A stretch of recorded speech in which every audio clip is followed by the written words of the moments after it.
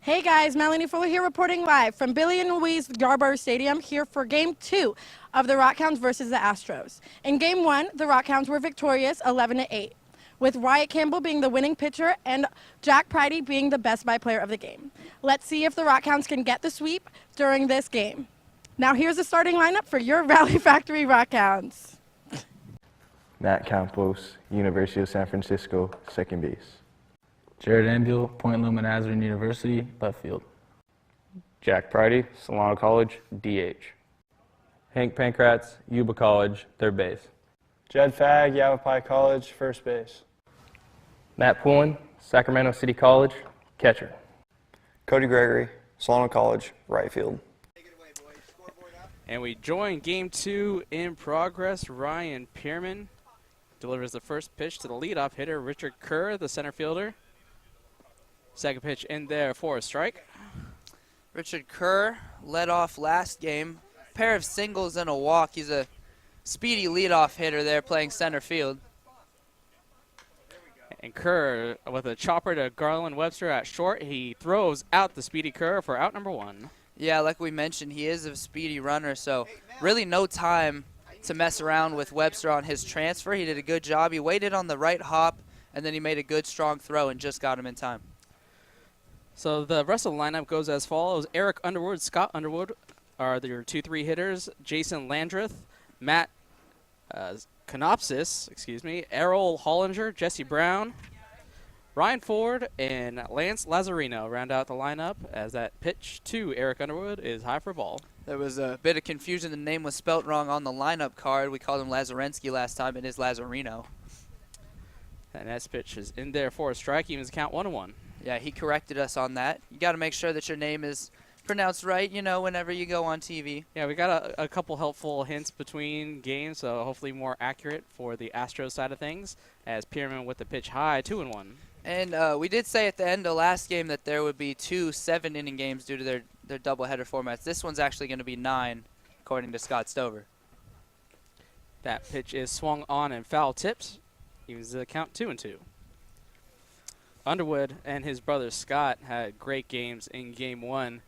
We'll see how they do here in Game 2 against right-handed pitcher Ryan Pierman. That 2-2 pitch is fouled to the left side, out of play. Count stays 2-2. And the key for Ryan today is really not to do what a lot of the pitching did from either team last game, and that's get behind early on in the count. He really, first pitch strike is such a big deal because it only takes 3 strikes to strike a hitter out versus 4 balls for a walk. So if you start ahead 0-1, you can really control the game. That next pitch is laced in the left field. It's going to drop in front of Ambuel. We'll see if, no, he does not stretch for a double. Underwood is safely aboard with a 1-out single. Very weird hop that one took over there and left. Ambuel was right where he should be, and then all of a sudden it darted to his left, almost gave Underwood a chance to go for second on that one, and you almost think he would have if he had been able to anticipate a hop like that, but obviously you can't anticipate such a thing. He had already slowed down, but that nearly gave him a chance for a double. So that brings up the 3-hole hitter, Scott Underwood, the right fielder. Very dangerous hitter. 2 home runs, 4 for 5 last game, drove in 3 runs. The first time Pierman out of the stretch, and that one's in the dirt. Good block by Poulin behind the dish. The rest of the infield goes as follows. Jed Fagg at first base, Matt Campos at second, Garland Webster at short, Hank Pankratz at third base, Jared Ambuel in left field, Joey Dotson in center field, and Cody Gregory in right. That 1-0 pitch is fouled straight back, evens the count 1-1. Yeah, quite a few changes on the Rock Hounds side of things. The Reno Astros pretty much the same. Really, actually, no changes to their starting lineup. Yeah, the only change is that Jesse Brown plays first base instead of second. Ryan Ford plays second instead of short. And the aforementioned Lazzarino is in short in place of the first baseman. So 1-1 pitch is swung on and missed. Strike 2. Yeah, I mean, on the Rock Hounds side of things, only 3 or 4 of the starters from last game are starting this game. So quite a different change for them. Yeah, Webster's the only position player in the same position. Campos and Fagg played as pinch hitters. Campos was a pinch runner as that next pitch is low for 2-2. Fagg was DH. Pridey was playing third base, is going to DH here in the second game. So a couple familiar faces from game 1, but there's a lot of new ones, especially a whole new outfield with Dodson, Ambule, and Gregory. So Pierman ahead 2-2. Swung on and fouled straight back. Stays alive 2-2. Yeah, Pierman really giving Scott Underwood a battle here, but Underwood's battling him back every single pitch that he makes. And Pierman really making some good pitches here early on. He's putting it over the plate. He's not struggling with his command, but this is how guys can draw walks or even draw mistake pitches for home runs when you mess with an at-bat for this long. Pierman with 2-2 in the dirt again. Nice block by Poulin. You don't want to give up a free 90 feet to the base runner, Eric Underwood. Picking up where Dawson Baco left off, as Dawson made some really nice blocks in the previous game as well.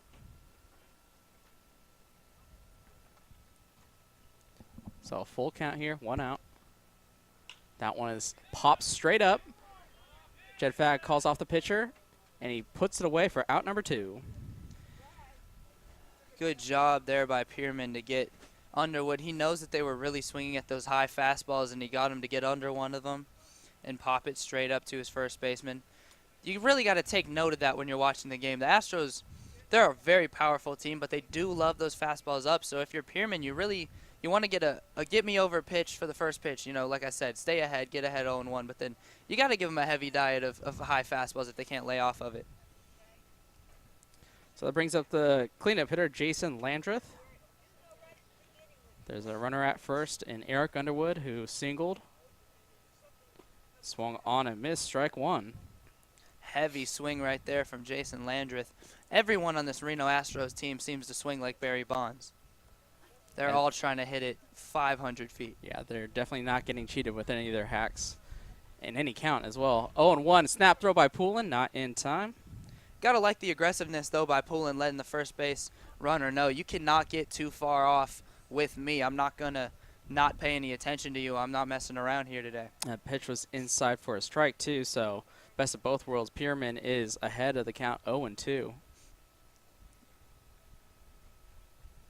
0-2 delivery. Swung on and missed for strike number 3. First strikeout for Ryan Pierman. So a 1-out walk by Eric Underwood does not come across the board, so we will head to the bottom of the first. Still tied.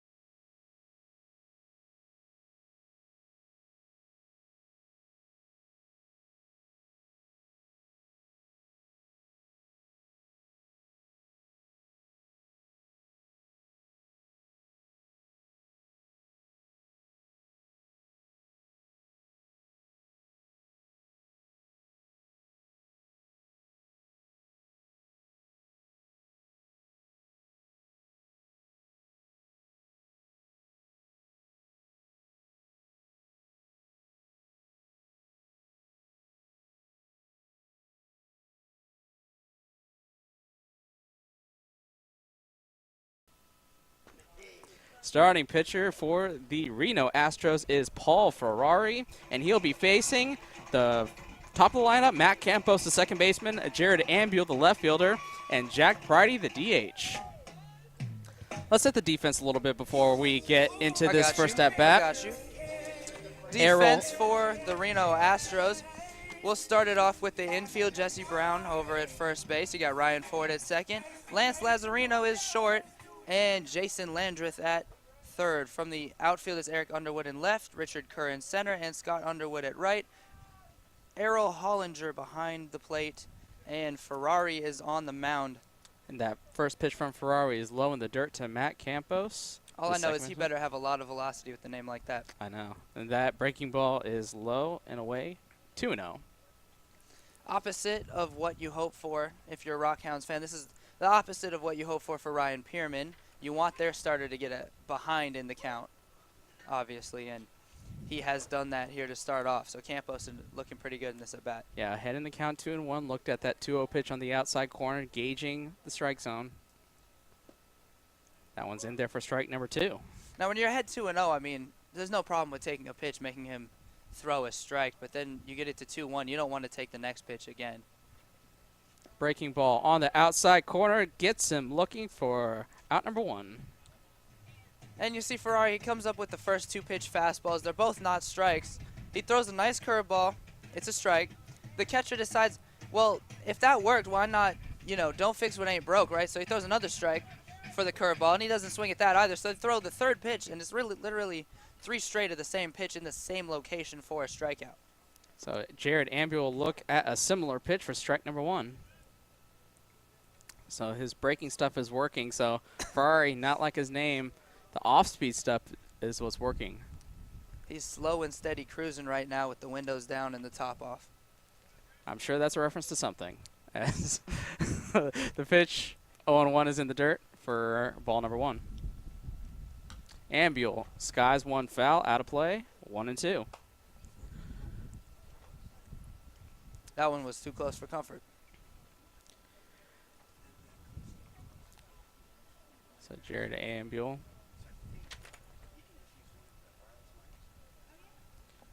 Behind the count 1-2. And that one's in the dirt.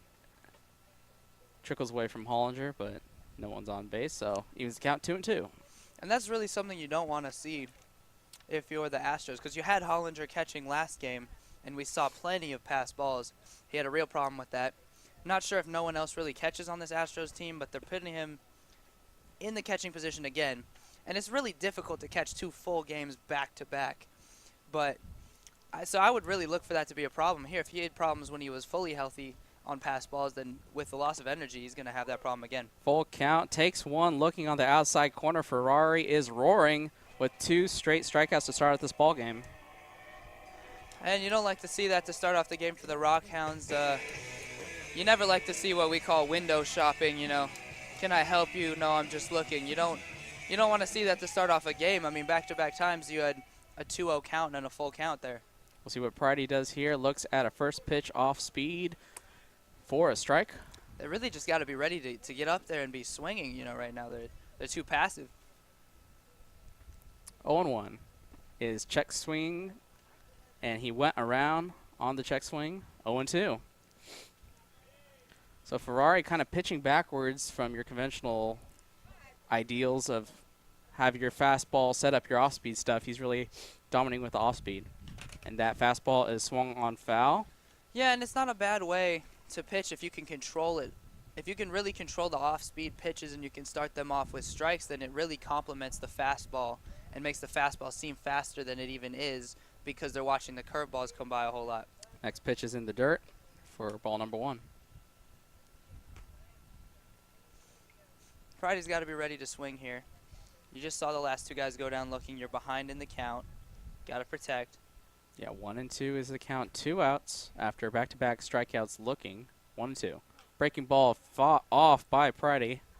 That's a prime example of what I'm talking about by protect. That pitch is too close to take, but it's still kind of in on your hands, and he just kind of fists it off. It's not the pitch that you really want for yourself, It's going to be difficult to swing at, but he manages to stay alive. 1-2. Swung on high, and he gets him on the high fastball. Strikes out the side, does Paul Ferrari, so we'll head to the top of the second, all knotted up at 0. Hi, I'm Jared Ambuel. Thank you for watching the Solano College Sports Network. If you have an interest in a career in sports broadcasting, whether it's behind the scenes or on camera, then this is the class for you. Class is held every Wednesday from 1:30 to 4:30 in room 121 alongside the library building. For more information, contact Greg Poff. That's me at solano.edu. we hope to see you here next semester. And remember, it's more than just sports. It's an education. This is Tyler Stover, and thank you for watching the Solano College Sports Network. 5, 6, 7, Canopsis, Hollinger, and Brown due up against Ryan Pierman. Canopsis had a real struggle his first 2 at-bats, 2 ugly-looking strikeouts, but a sac fly and then a really solid single. First pitch from Pierman is in there for strike number 1. And just what I'm talking about, you got to start off every hitter you possibly can with that first pitch strike to make it just makes your life so much easier, and Pierman's doing a good job right now. That one is low and inside for ball number 1. Because it allows you to mess around with your next pitch. You can throw it low, you can throw it high, you don't have to give him a fastball down the middle, right? You get ahead 0-1, you can do whatever you want the next pitch. That one is hit well into left field. We'll see if it stays fair. And it does stay fair. And because of the speed or lack thereof of the DH, it'll be just a loud, long single. He was already halfway down the line before he thought better of trying to get to second base. And unfortunately, I think that is his full speed right there. So topping out at about 5 miles an hour. And I think you got to give credit to the left fielder, Jared Ambule, with his speed to get over to the ball as quickly as he could through to the cutoff man, Webster. And the DH thought better of it, Canopsis. So that brings up Hollinger, who saw his power last game with a first pitch ball. At bat, he hit a bomb. Left center field. Probably a good 380, 390 feet. Yeah, he really put a charge in that home run. And that one's popped sky high. We'll see if Pancras has it in foul territory. He drifts into fair, and he does not get it. And it bounces fair. Webster with the heads-up play and gets the slow DH at second base. You hear the great job done by the Rock Hounds bench. Everybody instantly yells 2-2-2 because when the ball drops like that, there's no way that Canopsis can predict the misplay there and get all the way over to second before they make the throw. So a good job by the bench and the rest of the players to alert that, hey, no worry, you missed the pop-up, but we still got the out. Yeah, so heads up with that unfortunate play by Pancras in that it looked like it was going foul, but then it drifted into fair territory. Could not make the grab. So 1 out, and that one is hit foul. We'll see if Jed Fag has a play in foul territory. He circles around and does not make the play. So just strike number 1. Another thing you want to keep in mind on that difficult play to make over there at third base for the third baseman is that there's a wind out here today, and it's kind of swirling around, not so much blowing to a specific side. So when you get the ball up there into that jet stream, it's really hard to actually track the ball one way because the ball can drift. And that's why you always want to get right under it immediately as fast as possible so that if it drifts, you can drift with it. That next pitch is in there for a ball. It was close, though. Yeah, unfortunately, one out situation here for Pierman. You want to pitch it low, go for the ground ball. So we'll see what Pierman does here. 1-1 is a high fastball. Maybe change eye levels because you got to believe that Jesse Brown, the first baseman, knows that it's a double play situation here with 1 out, and Pierman would like to get out of the inning with just 1 pitch. But you really want to just stay out of the middle of the plate right here. 2-1. And that one is down the middle for strike number 2. So that's perfect location because the only places that you want to pitch this is you want to pitch it low, knees or lower, for the ground ball, or high because, as I mentioned earlier, they've been swinging and missing at a lot of those high fastballs. So you could get a strikeout, too. You don't need the double play. Good pick by pulling behind the dish for a ball number 3. And we've been seeing that all day from the Rock Hounds catchers. Great job of body position right there. He slid with the rest of his body. Make sure if he doesn't make that pick, he still blocks it with his knees. And we talk about the depth and that the Astros have 1 catcher for both games. Here you can change it up. And that one is hit towards foul territory. Pancras is on the move. So is Ambule. Ambule will reach up and make the play in foul territory. That's a great play right there by Ambule. He starts off sprinting as fast as possible. And as you mentioned with the weather, it's drifting a little. And then he has to actually reach back behind him because he got there so fast. The ball was dropping. He actually overran it a little bit. So that's really athletic to be able to reach back and make that kind of catch on the run. Really solid play right there by Ambule. Yeah, just another depth position on the outfield. You have so many athletic guys who can cover a lot of ground. Ambule just one of a number of guys who can do that. As that first pitch is low and away for ball number 1 to Ryan Ford, the second baseman. Yeah, Ryan Ford, only player on the Astros last game to not reach base. He was 0 for 4. He struck out twice, popped up, flew out. Definitely want to go right at him here with 2 outs. 1 ball, no strikes, and that one's foul tipped off the mask of Matt Poulin. We mentioned the toughness of catchers. We saw that a couple of times last game. The foul ball is right off the mask. Sometimes you want to take a second to just kind of make sure you're all good with those, but I mean those really sting for a moment. And I think if you're Pierman with the batter in the box forward, we saw his aggressiveness in that last game, and it didn't result in a hit, but it did result in a couple strikeouts. And you talked about the high fastball and people chasing it. Ford was one of the examples of a player who did that. That breaking ball was high, hung a little bit. That was the perfect location for that one right there. There's nothing he's going to do with that if he swings at it. Best he could really do is foul it off or pop it up. Pop it up, yeah. And with 2 outs here, you just need one more strike. Try and miss the barrel of the bat with Ryan Ford, the second baseman. Yeah, with 2 outs and 2 strikes, I would definitely give him a fastball up right now. 1-2. Low and away. 2-2. Not that that's the only avenue that you can go through to strike him out. His first strikeout was on one of those elevated fastballs, but his second strikeout was on a curveball.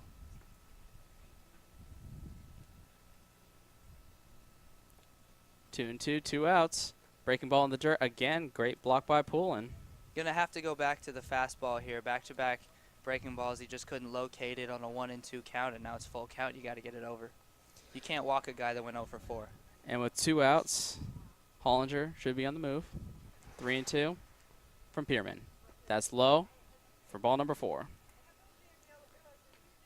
And it's all right as long as he doesn't repeat that throughout the game like we saw last game. This is his first walk.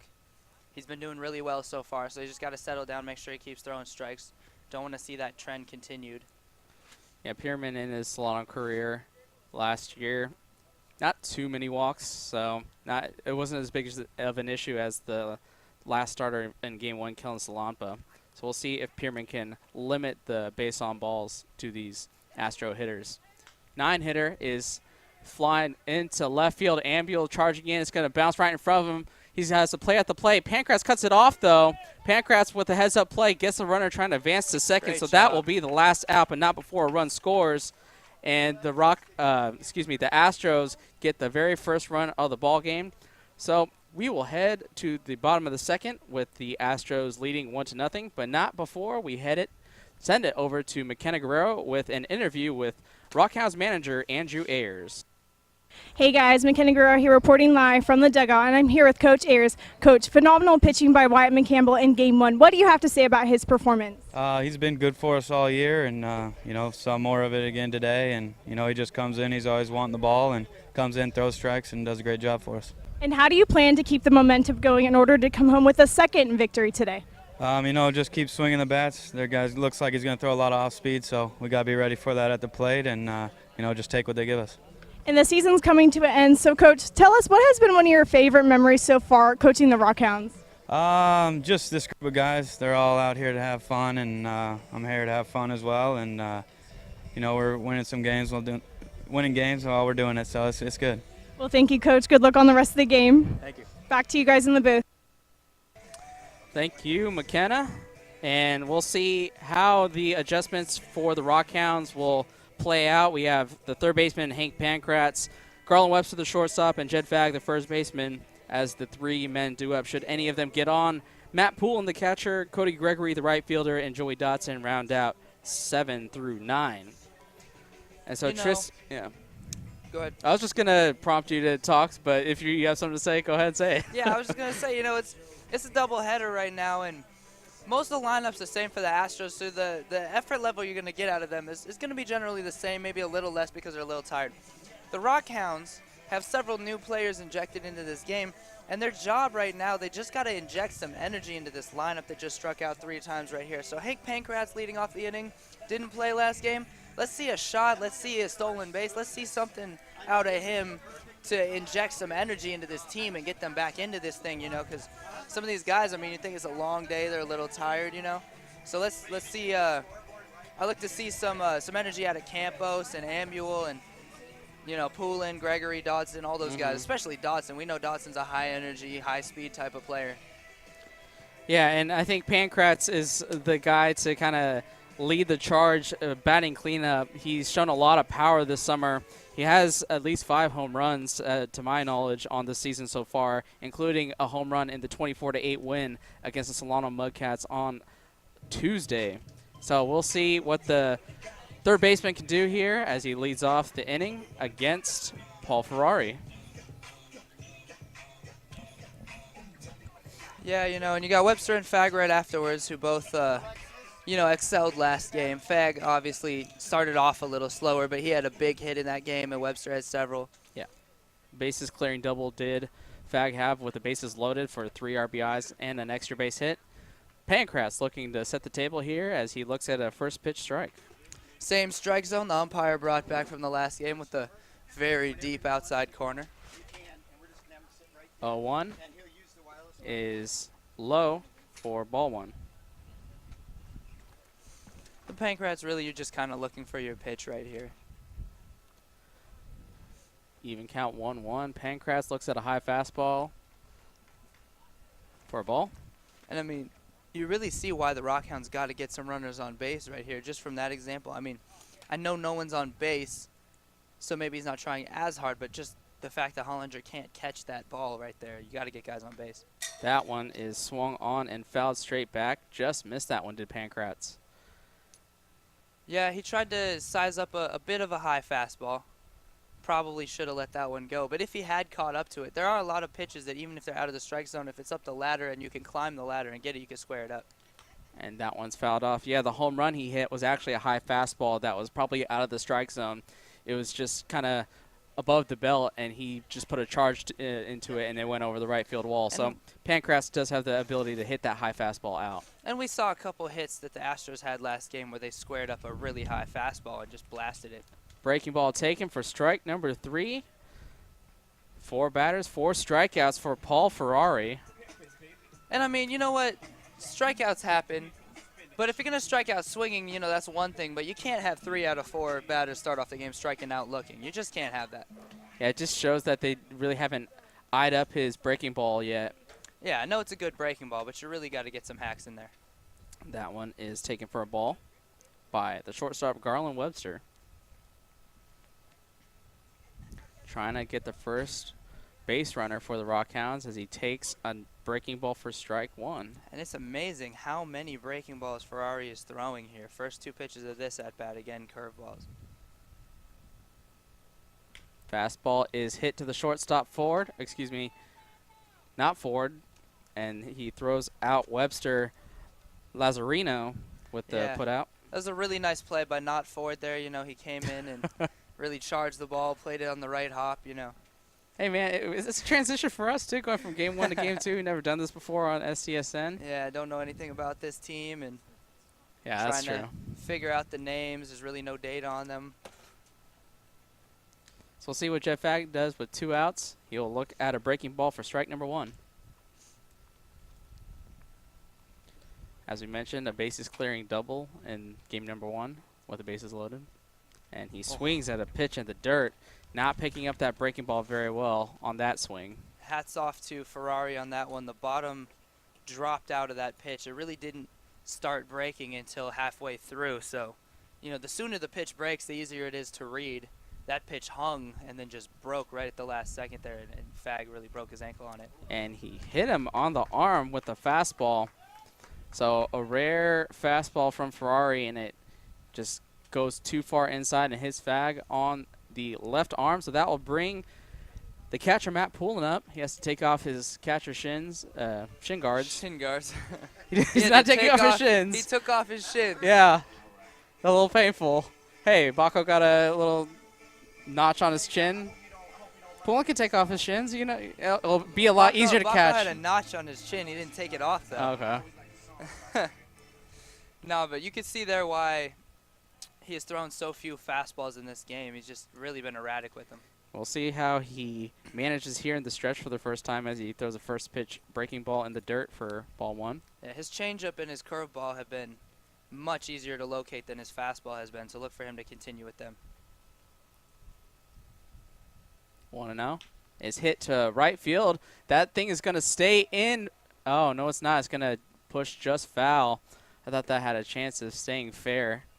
Just sliced foul. It really looked like it from here, like it was going to definitely stay fair. And if it missed, it did not miss by much.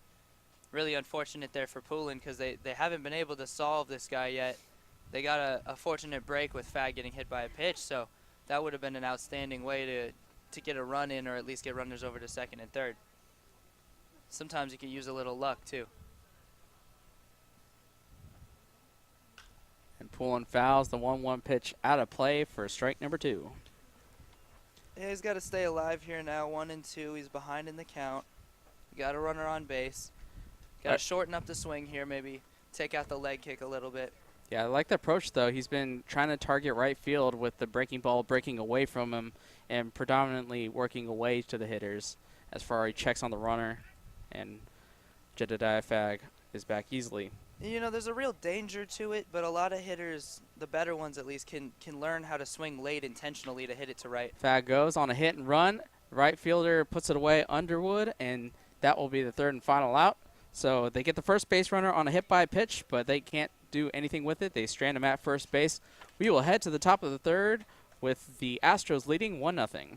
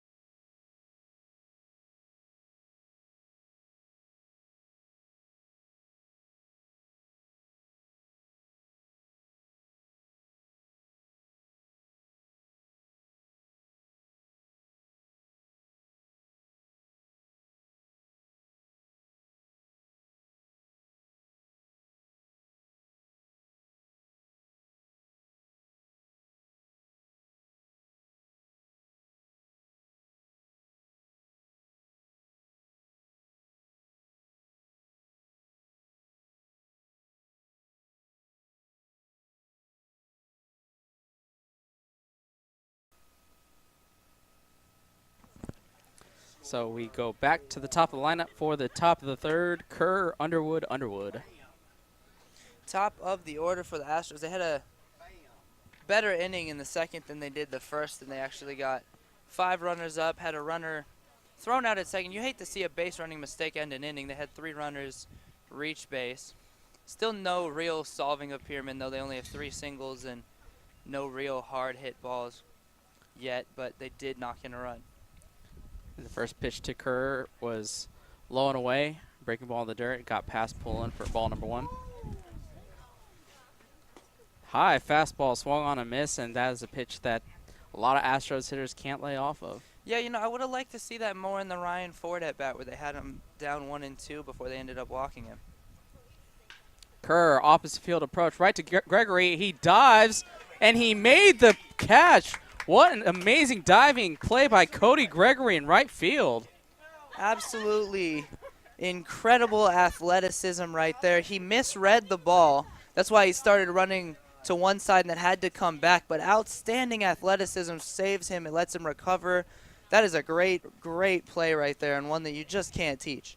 Yeah, just kind of misread the slice a little bit, being a right-handed batter, going the opposite field approach. But he made up with it with a nice extension of the glove, and he had to dive every inch to make that play. Underwood with the first pitch fouled off. Eric Underwood singled with 1 out and was stranded. You know, a lot of outfielders, they try to kind of anticipate where the ball's going to go by reading the swing of the bat, and they try to get an extra jump that way. But a lot of times that can be deceptive. That next pitch is broken bat right to Campos, and it's going to sneak through for a single. So you cost you a bat, but you get a hit. Yeah, how about that right there?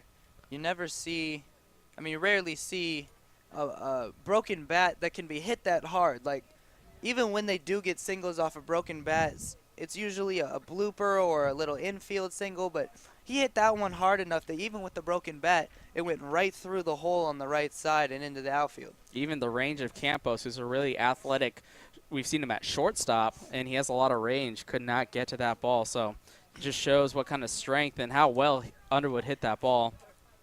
So that brings up his brother, Scott, who popped up to Jed Fag, and that one, nice pick by Poulin. That was an all-or-nothing type of play for ball number 1. You got to like that quick little spin move. I mean, I know it looks cool, but it's also practical because he gets up and he instantly has eyes on the runner at first. He can't take a step off without him noticing. So that's a really nice block and then a nice spin. 1-0. That is on the outside, 2-0. Pulling the Sac City College catcher with a nice play. Pierman's got to be careful right here. He's behind 2-0. You don't want to walk this guy and put 2 on with 1 out, but at the same time, you understand what he did last game, and you can't leave him a fastball down the middle. And that fastball is low for a ball 3-0. He's being very careful here with Underwood and respecting his power. You really have a dilemma now because it's like, I mean, you just don't want to concede a walk, but at the same time, it's almost better for you than giving him anything easy to hit. He gets the first strike on the inside corner, the corner that both sides have been kind of given generous strikes on. So he made his tough decision. He's going to be a competitor. He's not going to let this guy walk. 3-1. That one's in the dirt, so easy take for Underwood. So both brothers are on for the cleanup hitter, Landreth. Yeah, Scott Underwood showed great discipline right there. He wasn't going to chase. He wasn't going to, you're going to throw me a strike. And once he saw it was 3-0, he realized, you know, if he's struggling to throw strikes, then I'm not going to help him out. I'm going to make sure he throws a strike before I swing. So he takes 3-0. It's a strike, and then the next pitch obviously misses, and he takes that one too. So we'll see if that 1-out walk, if it will bite Ryan Pierman, as Landreth, who struck out in his first at-bat, ended the top of the first. That one's in there for strike number 1. Good job by Pierman. You're just coming off a walk. You do not want to start off by getting behind this guy too.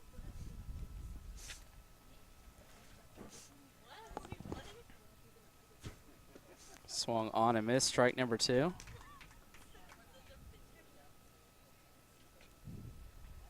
So he jumps ahead of Landreth. The only strikeout for Pierman in his 2 1/3 innings of work is at the plate.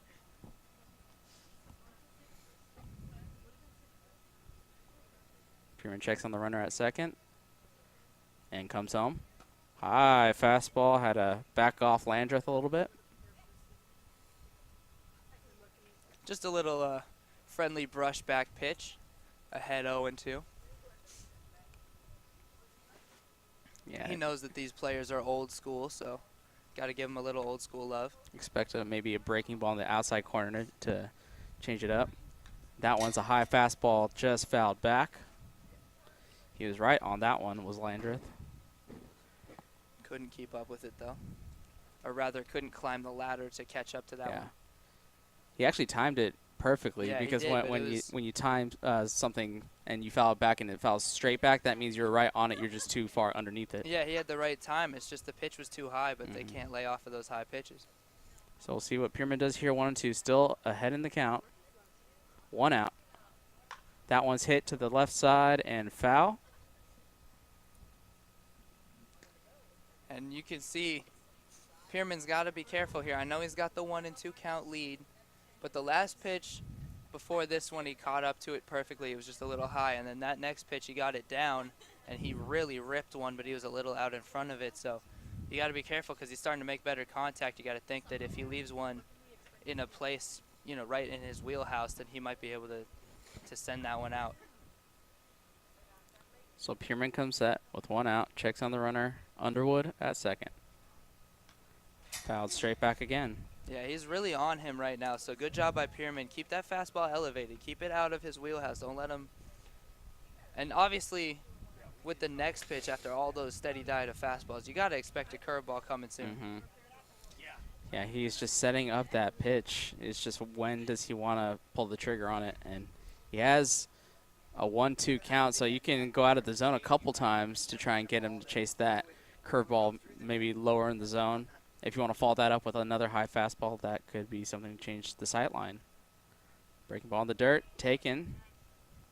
So he did come back with the curveball, but it was a little bit too low on the location, so now it's 2-2. So now you got to expect probably going to go back to the fastball again up high. Just see if he can keep him off balance, maybe get him to swing at one. Yeah, we'll see if Pierman can take advantage of the aggressiveness of these Astros hitters here with 2 strikes, 1 out, 2 men on. And that one's taken too high and inside for ball number 3. So he came back with the high fastball, but he missed his location. Now you have a 3-2 count and a bit of a dilemma. Because you know Canopsis can make solid contact. his last 2 at-bats, the one in the last game and this one, were both solid line drives. But you got to pitch a strike here. You cannot walk him. Full count pitch is taken high for ball number 4. So Pierman, after giving up a single to Underwood, has walked back-to-back batters to load the bases for the DH, Matt Canopsis. And I was mistaken because I thought Canopsis was up for a second there, so when I said the last 2 at-bats were line drives, it's not true of Landreth. This guy, that's true of. Yeah, Canopsis with the single. So bases loaded, 1 out right here. Got to keep the pitches low, or if they're high, then they got to be really high. First pitch low and inside. Have to move the feet of the DH, Canopsis. Keep him off balance. Make sure that he's up there swinging and not just looking for a walk.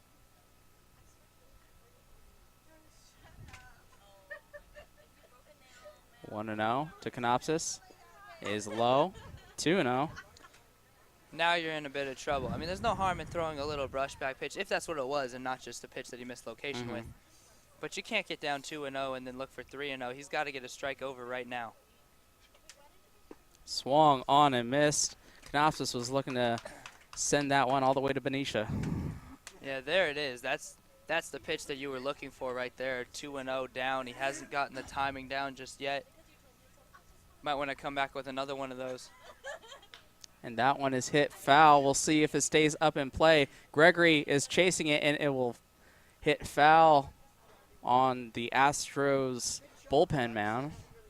And that was the right move. Like I said, you come right back with the same pitch afterwards, and he wasn't ready for it. You know, he couldn't keep up with it at all the first time around. Second time, he makes a little contact, but now you got 2 strikes. Your feet back under you, curveball. Yeah, you have 1 pitch to play with here before you get the count full. There's 1 out. Double play possibility is in order here with the DH. 2-2 count, Ryan Pierman. That one is low and easily taken by Canopsis. Full count. So he didn't go with the curveball, which I would have liked to have seen there, but now in a full count situation, you just have no choice. The bases are loaded. You've got to – this is a really bad situation. That's why you wanted to make sure you get a strike in that last pitch. So now it's a full count. You have to throw a fastball. That one is hit into left field. Ambule is on the run, and it's going to split the gap and get past Ambule. Dawson can't field it either, so 1 run scores. 2 runs will score. Webster with the throw. 3-run score on a RBI double from Canopsis. Yeah, so definitely that bobble right there in left center field cost them the 3rd run because the throw and the relay, they almost had him. So that bobble right there, that was, I mean, I'm going to call it an error because that definitely cost them an extra run that didn't need to get in there. But 3 runs score, and that's exactly what I was talking about with that count right there. With the 2-2 count, he comes back with a low fastball. Now you're behind 3-2. Now you have to throw a fastball pretty much down the middle. And Canopsis, he knows that. He's been around, and he smashed it.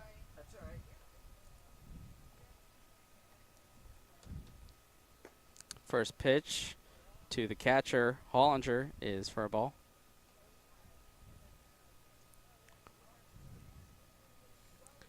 So Pierman looking to stop the bleeding here after a bases loaded double from the DH Canopsis.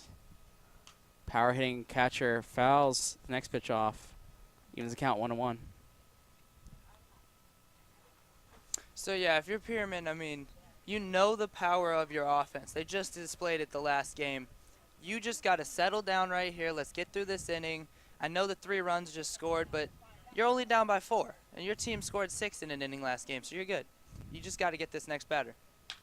And that one's hitting the gap. That one's going to get down in front of Ambule. Ambule turns and throws it to the second baseman, Matt Campos. They have the DH at third base, and they catch him. He rounded third base, and he's going to talk it over with his third base coach. So the manager talks to the third base coach about, hey, why did you send me? And so a lot of miscommunication there. Ambule did a great job of throwing to the second base back. Campos, assuming that the runner was going to score on that one. And Campos, again, with the heads-up play, the strong arm, throws it to Pancras, gets the runner. There was a lot of confusion right there. Ambuel threw it in quickly, but he didn't throw it to the right spot if you want to keep the runner from scoring. However, the third base coach is obviously thinking, hey, man, this is our manager. We know who he is. He can't run. We're not going to send him here. Yeah. But he had enough head of steam that I think he might have been able to get in. But by that slide, obviously he does not slide very often. So if there had been a play at the plate, he would have been out. Might have been the right decision to hold him up. Not sure why he didn't just run back to the bag and slide regularly, but he decided to slide around out of the base path. Yeah. He was out already anyway because he had ran well out of the base path. Hey, it was a fun moment here on SCSN as Brown with a swing and a miss 0-1 for strike number 2. Yeah, I'm not complaining at all. That was absolutely hilarious, but definitely a confusing play right there. And it gets the runner out of scoring position, so Hollinger is at first with 2 outs now. So Pierman with a lucky break there, as that breaking ball in the dirt is blocked well by Poulin for ball number 1. His breaking ball is really, I mean, it's breaking well, but it's breaking low every single time, and he's having a hard time getting that pitch in there for a strike. So he's relying on his fastball, and they're all able to keep up with it right now, and so he's getting racked around a little bit. He needs that breaking ball to complement the fastball right now.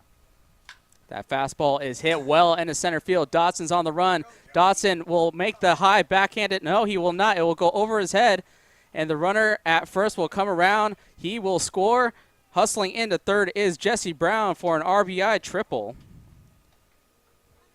Yeah, and like I said, Pierman's breaking ball right now, it's not making it for a strike, so he's relying on that fastball a lot, and they're really squaring up the fastball right now. So he needs that breaking ball to be able to drop it in for a strike a couple times more so that he doesn't have to rely on that fastball pretty much every time he needs to get me over pitch for a strike. So that brings up the second baseman, Ryan Ford, walked in his first at-bat. Here with 2 outs, runner in scoring position. First pitch from Pierman is on the inside corner for strike number 1.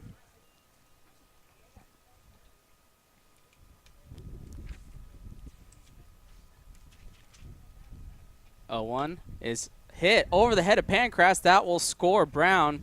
Ambuel will field it, throw it to the second baseman. So another 2-out RBI hit for the second baseman, Ryan Ford. And like I said earlier, when it comes to big innings like this, as he's going to have a little talking to on the mound here. When it comes to big innings like this, you already saw the Rock Hounds scored 6 runs in an inning last game. This is 6-0 right now, and it's early in the game. They got plenty of time. Pierman needs to settle down, try and get through this inning, and let his offense do the work to get back in the game for him, because this is not too far gone right now. He just needs to settle down. Yeah, absolutely, and I think that's what pitch coach Robbie Rogers is expressing to his pitcher Ryan Pierman, that with a runner at first base and 2 outs, you just need 1 more out, get your offense back up the plate. Due up in the next half inning is the bottom of the lineup, 8-9-1, Cody Gregory, Joey Dotson, Matt Campos. So you have a couple guys on there in Dotson and Campos who are on-base guys. Those are easily rally starting type of players. Most definitely. And like you said with last game, the benefit that the Rock Hounds have is using that 9 slot to essentially put a second number 1 hitter in there. They had Facenda batting 9th last game, and now you got Dotson. It's not like the number 9 hitter's their worst hitter. They actually really have 2 type of leadoff hitters back-to-back when the lineup turns over. First pitch from Pierman is low for ball number 1.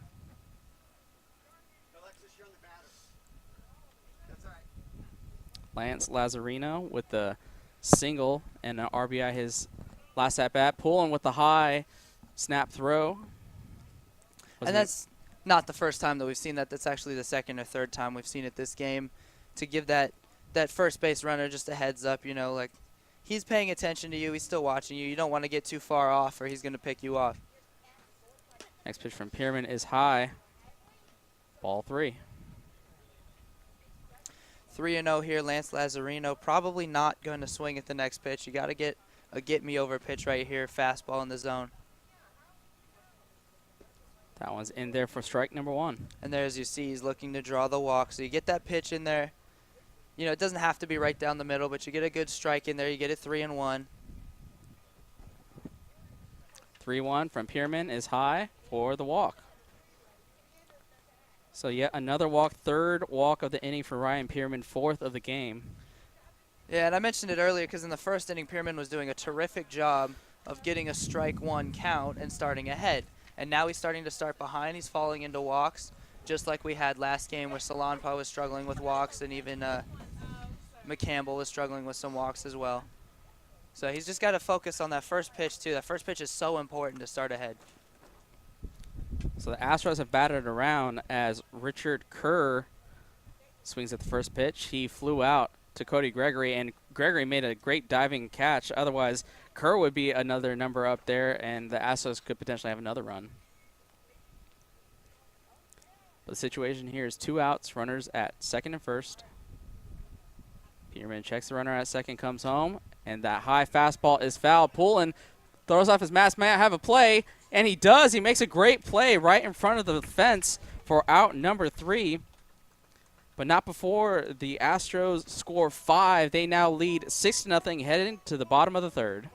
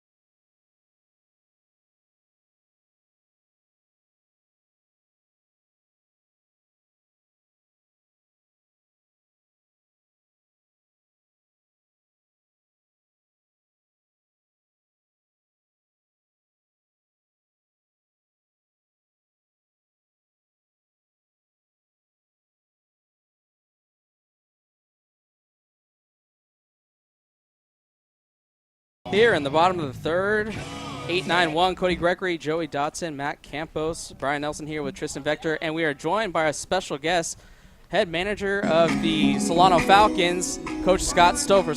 Coach Stover, thank you for joining us. Yeah, I'm glad to be here. Thank you very much. And leading off is Cody Gregory, a guy who sat out a lot of last year and should be coming back to the Solano Falcons. Yeah, he was a redshirt for us. Just physically, it was a good thing for him to do, especially with Tyler being in right. But he's had a good summer for us, so we expect good things for him next spring. And he will lead off, try to be a table setter here, as Paul Ferrari has been pretty dominant so far. First pitch low and away.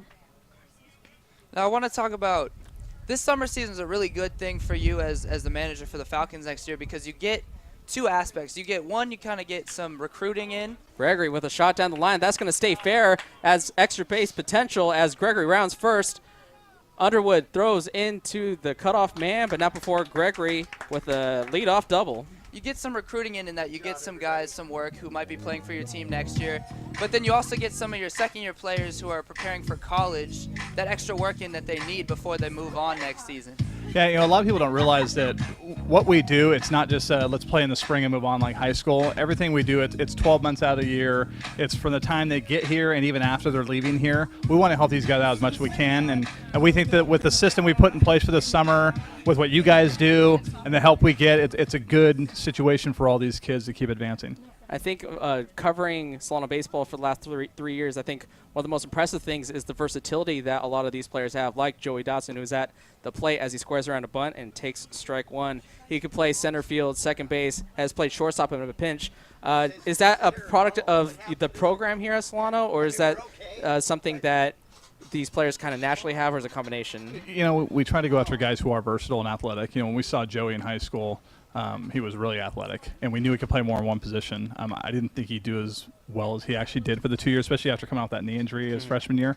But, yeah, he's super versatile, and he's got his head on straight and works hard. And those are the guys you want. They're going to go hard from first to third. They're gonna leg out a double. And the more kids you get like that, the more success you're going to have. And so far this at-bat, after falling behind 0-1, has worked a couple balls for a 2-1 count here with no out. Cody Gregory standing at second base. He's going to take that next pitch for a 3-ball, 1 count. Yeah, and you see that all the time where you see a guy come out of high school or or the community college level, and when he moves on to the next level, he plays a different position than he did. Because my coach always told me the more positions you can play, it's just better for you, the more that they can use you. True, but it's really the more positions you can play well. Yeah, well, yeah. There's some guys who go out there and think they can play one position, they can't, but he can play more than one position very well, not only at our level, but the next level as well. Mm-hmm. And a kid who's come on to the Rock Hound roster and done very well is Matt Campos, the second baseman. He is going to be batting with 2 runners on after Joey Dotson drew a walk. So Ferrari, first real danger here. Campos lines it into left field. That is going to bounce in front of Underwood. They're going to hold Gregory. That was a tricky read there. Wasn't sure if Underwood was going to get there, but Campos with the first pitch swing, and the bases are loaded. Yeah, and you see the Rock Hounds doing a good job right now of just kind of warming up to and reading the pitches better, because you saw the first 4 hitters. I mean, you had 3 of 4 strike out looking and 4 of them strike out, but now they're all making solid contact. And this is a tough game for them to stay focused on. What a lot of people didn't realize coming in today was this team is the only non-collegiate team we'll play. There's a couple college guys on it, but out of this team right here we're seeing, I have either played against or coached against 7 of the guys in this lineup today. Wow. So it's nice to play. Back when I played, there was a lot of ex-pros, teams with ex-pros. It's good to play this because they're really physical, but it's hard to stay up because the other team's not really going after it like college players normally do. Now due up with the bases loaded, no outs, is Jared Ambule, the left fielder. I think one of the interesting things about this summer team, as the first pitch is swung on and skied by Ambule, it's going to be out of play, foul, is that there are a lot of Solano players, but there are also people like Ambule, like Hank Pankratz, who have excelled on other squads, and we get to see them like more every day here. What's that experience been like as somebody, as an observer, as somebody who's not the manager of the team? Yeah, when we started doing it and put it together, we were opening it up to everybody, and it was hard to get a lot of kids from out of the area who had to move out here. Although we did have some housing available, and we kind of use the Solano guys to plug in. I think next year you'll see a lot more guys outside the area on the team, but they all mesh really well. They all played against each other in conference. You have some Division I guys too. Baseball is a different sport. Once you meet guys and you're on the team with them for a week, they all become friends no matter what your background is. Amber here with the breaking ball is chopped to shortstop. They do not get Campos at second as they bobble the exchange. Ryan Ford not able to get that throw from Lazarino, so a run will score. Cody Gregory, and Ambule safe. Now, I was just wondering how you guys kind of use the other teams here at the Rock Hounds, because I know there's a 19 and under and there's an 18 and under younger teams, and several of my baseball teammates actually play on those teams, and so I was wondering exactly how that works.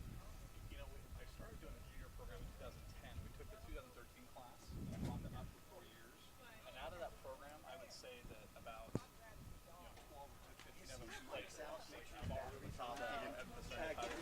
Uh-huh. So we kind of switched it a whole different name with a different sponsor, but the same goal to get kids developed, kind of see some kids for us for the college level, and also help out kids at the 4-year level. Friday with a single up the middle. That will score Joey Dotson. The throw into center field is over the head of the catcher, but good play by Ferrari to back that play up. And a good play by the screen to save him out, too. Yeah, so a little technical difficulty there. Our microphone for you ran out of batteries. So if you could just kind of reiterate what you were explaining about the 18 and under. Like I was saying, we started a junior program in 2010, so this is our 7th year really doing stuff like this.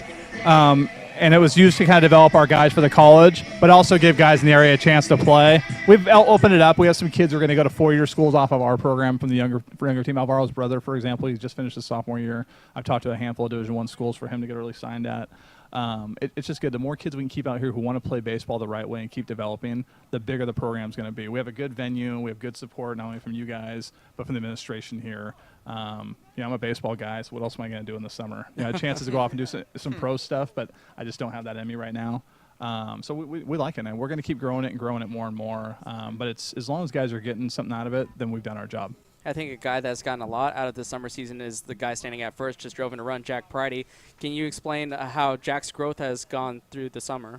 Yeah, he's had some really good at bats, and he had a really good fall for us, and he kind of struggled at times during the spring, for whatever, was just getting tired, not used to playing that much baseball. But I think being in the gym, getting stronger, has really developed him, and then obviously you're seeing it come off his bat even better. So we're excited for him for next year. So the bases are still loaded. Hank Pancratz, no outs here. As Tristan, you talked about how the Rally Factory Rock Hounds can rally in a hurry, as Pancratz takes that ball for ball 1. Yeah, I was talking about how the coaching visit up to the mound there for Pierman, it seemed like everything was going wrong at the time, but it's only a six-run game in the 3rd inning. Then they have plenty of power on this team. Pancratz puts the charge into that off the top of the fence. 1 run will score. 2 runs will score. All 3 runs score as Pancratz clears the bases with a 3 RBI double. Yeah, just like I was saying, for Pierman, it seemed like everything was going wrong at first up there 6-0, but he just needed to settle down and focus on one hitter at a time, because this team's got plenty of offense, and all he's got to do is just keep on going like he's going, because they can catch up in a hurry. So that brings Garland Webster, the shortstop, up to the plate. So 5 runs, no outs, runner in scoring position here for Garland Webster. And Garland, another guy with versatility, was a 3rd baseman for his freshman year and moved over to short once Alvaro Rubalcaba left and transferred, and Pridey kind of took that spot at 3rd as Webster fouls that one off. Not sure where I'm going with this. Well, I'll tell you, I know exactly what you're getting at. Yeah. We weren't really sure how versatile he was. We knew when he came in to be our 3rd baseman, and when we knew we didn't really bring in a shortstop that was an ideal guy, we thought, well, we could put him over there and see what happens. And he was, a dynamite for us. Obviously, no one's going to replace Alvaro Rubalcaba except for maybe Patrick Johnson. But he made all the routine plays, and he ended up being 1st team as a shortstop when he was only 2nd team as a 3rd baseman. So it was a pleasant surprise, and he played really well for us. And he's going to do good things in Eastern New Mexico as well. Yeah, recently committed to Eastern New Mexico. I think a real kind of calling card for the coach Andrew Ayers is that you have a lot of shortstop options on this team, but Garland Webster is your shortstop for most of the games. Well, and he's got the most experience too. Obviously playing 2 full years. You have Pancratz didn't really play short all the time at Yuba. Campos is obviously going into his first year of college, so he's got the most experience at this level. So 1-1 pitch from Webster is taken high.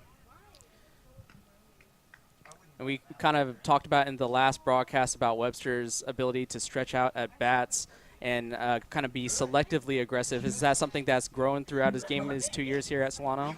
Yeah, the one thing people understand is you watch baseball and it just seems relatively easy on the surface, and people understand how much there is into it, looking at approaches and looking for a certain pitch that you want to hit the other way or looking for a pitch you want to drive to your pull side. Guys don't understand how much is put into that without charting and scouting, and Garland's really learned his own zone and where he has success, and I think that's why he really flourished down the stretch for us. There, Webster swings and misses for the first out here in the bottom of the 3rd. Yeah, and that's a good point. Baseball is just as much a mental game as it is a physical game, and a lot of people see people play baseball, and I know because I've gotten comments myself about it, like, all you do is go up there and hit a ball, right? But it's so much more to it than that, and the coaching of it, and especially from a pitching standpoint, because pitching is really an art. You got to know how to pitch guys and where they usually hit the ball. First pitch to Fag is high for ball 1. Well, and a good idea of understanding is like the first game, like Tyler. Tyler walked his first 3 bats, and he had some really good at bats, and they weren't really pitching to him, and they were throwing it. They were approaching the guys after them who were having bad approaches, and that's the thing is people understand like 3 walks is because his approach was so good. As Fag hits that into center field, that should score the runner Pancratz from second. The throw is not in time, excuse me. That throw allows Fag to advance to second base. And continue what I was saying, you'll see guys who have really good approaches, and those are the guys who put together really good at bats. And, me and Professor Poff are the 2 dinosaurs of the group, and if he remembers back like Tommy Pavesi's approaches were unreal, and that's why he was so successful. He never swung at pitches he didn't want to swing at, and he would take his walks, and then that's why he hit 17 home runs. And it's something you can't see, and later when you look at guys with huge numbers, it makes sense.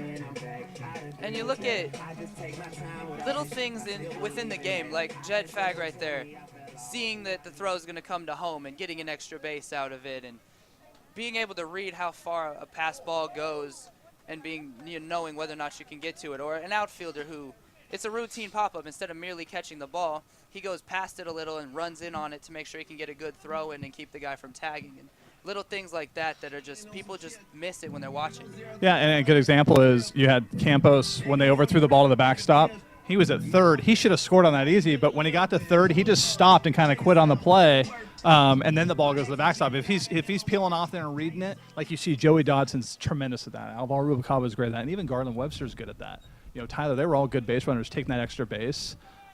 Those are the guys that help you really win at the next level, and Campos is going to get it. You know, hasn't played a year of college baseball yet, but he'll get it. Cody Gregory from last year till this year learned how to run the bases better. It's little things that you don't see in a box score, but as a viewer and a fan of the game, you're watching it going, okay, that's impressive. I like Pedroia. Those are the type of guys you want to see play. Yeah. First pitch to Gregory was low in the dirt. Again, low in the dirt. And there's another example right there. The ball kicks away from third when the runner should be running to third. If it's going towards third, it's not a good gamble. But now that guy's going to have to throw 110 feet, but we quit on it at second base. And it's an innate ability, I think. You can teach it to some extent, but you have to want to do it. Yeah, the secondary leads off the base paths are definitely something. I think like somebody like a Chase Grant from Palomar, I think I've seen him steal a base because it trickles away maybe 10 feet from the catcher, and he's just aggressive on the base paths, takes that extra 90 feet. Right, and if you're watching big league games, and I know we're in Giants land, but like the Dodgers are a good example, Puig will try to take every base possible, and no one ever wants to watch Adrian Gonzalez run the bases. As that one is taken for strike one, as Gregory was taking 3-0 all the way. So 1 out. Poulin was hit by a pitch. Jed Fag advanced to second after an RBI single, as Gregory looks at strike 2. And Gregory actually led off this inning with a double and scored. So they've batted around here. 6 runs have come across in the bottom of the third. Full count here. And that one's hit into right field. That's going to drop in front of the right fielder, Underwood. They are going to send the runner Fag. The throw is in, and Fag scores. So Gregory with an RBI single.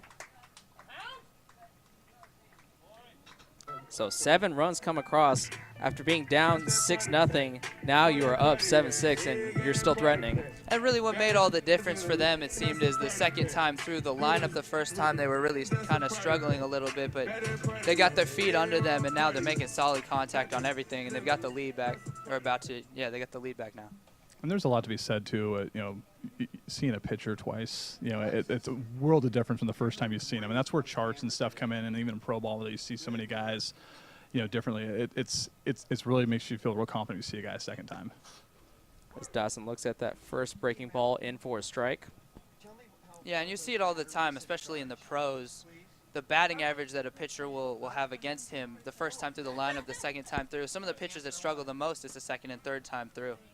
Yeah, I mean, it's like anything else. Whenever the more you see something, more confident you are in it, whether it's learning a new skill, in life, or math problems or something. But yeah, you just feel more confident. The hitter's definitely an advantage. 1-1 is in the dirt. 2-1. And it kind of relegates your role if you're a pitcher and you only get the guy out the first time. You kind of become a long man, or they kind of stick you in the bullpen. So it's important for a starter like Paul Ferrari to get the batters out the second time around. A lot of it, is problem solving too between the pitcher and the catcher. You got to realize what's working and what's not working. Certain days, pitcher's stuff is working better than others. The curveball might be biting more, it might not. You got to know what's flat and what they're reading. If all their hits are coming off of the fastball, you got to switch it up more.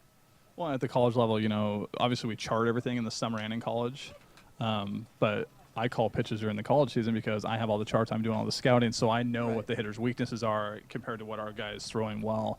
And that's why the game's a little tighter and the scores are a little lower. Here you get catchers will maybe check the chart in between innings, but they might forget, this hitter hammered that curveball last time. So it's a little more in detail with the college level during the college season. But these guys have to learn how to do it on their own, too. As Dotson takes the 2-2 pitch high, works a full count here. 1 out, 2 runners on. Poulin standing at second base. Gregory standing at first. And Ferrari is in a world of trouble here, giving up 7 runs. And he pitches an excellent breaking ball and gets Joey Dotson looking for the second out. Yeah, he really needed that. That was his first out in quite some time. I mean, only 1 out, and they had already gone through 10 batters. Got to be getting discouraged and frustrated here. So that brings up Campos once again. He singled and scored earlier in this inning. Ferrari with the first pitch, breaking ball high.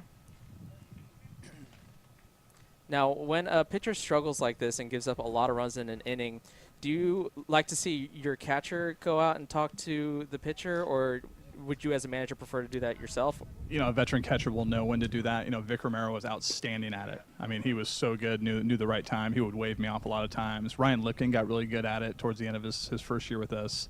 You know, Andres, I think that's one thing he lacked. It might have been the lack of communication, being an international student.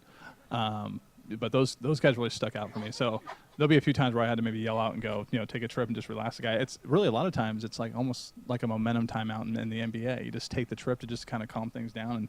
And there's always a running joke every time a coach goes on a trip. It's like the pitcher throws a strike on the next pitch. Yeah. We don't know why that is, but go try to figure out baseball. Be my guest.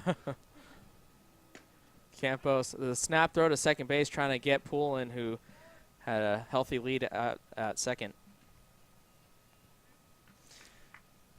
And so with 2 outs here, just wondering exactly kind of what you expect from the team next season. You know, you had some really good seasons coming up to last season, kind of fell short a little maybe, but overall, I mean, it was a pretty good conference season, you know, but what do you kind of expect for next season? You know, our pitching was young, and we knew that, and we had some guys who came along a little faster than we thought they would. I thought Carson Haas would take a lot longer to get where he was, coming off a surgery at his old school. But these guys, there's the 6 returning pitchers have been working every day out here. None of them are pitching this summer. They're all strengthening. So we expect a lot of good things from them. We brought in some really good freshmen. And we had to go all over the country. We got kids coming in from Nevada, Texas, New York, trying to solidify our help at the middle. You know, the one question mark is catching, but we're going to play a freshman no matter what. But I think we got some good ones coming in. So we're excited, and we think we'll go back to where we were a few years ago, run off some more conference titles. As Jared Ambule, the left fielder, looks at the first pitch strike. 2 outs. Matt Campos walked in his last at-bat. And he takes a pitch on the inside once again, 0-2. So, you know, it seems like every year, at least since I've been following Solano baseball, you have at least a couple players that are either out of state or even out of country. So I'm not sure, you just talk a little about your foreign recruiting and how you find these players in these different places. Well, I'll tell you what, you know, you can't recruit out of state legally, and we're not doing anything illegal. Our biggest recruiter for out of state right now is Professor Poff. Your guys' network has been the reason why we're getting these kids out of state. They're seeing this stuff, you know, online, and they're calling us and emailing us and saying they want to come out here because mom and dad can watch it on TV later. Obviously, the way it's growing, it might even be live next year.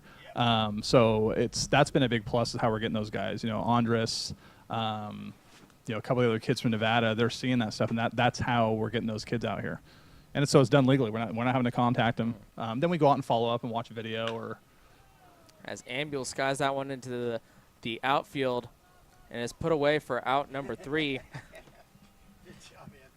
So that will be the final out, but not before 7 runs come across and the Rock Hounds take the lead 7-6. Thank you, Coach Stover, for this time with us. Yeah, you want definitely. To stay for another half inning? Yeah, I got some other things I want to tell you guys too. Yeah, definitely. All right, so stick.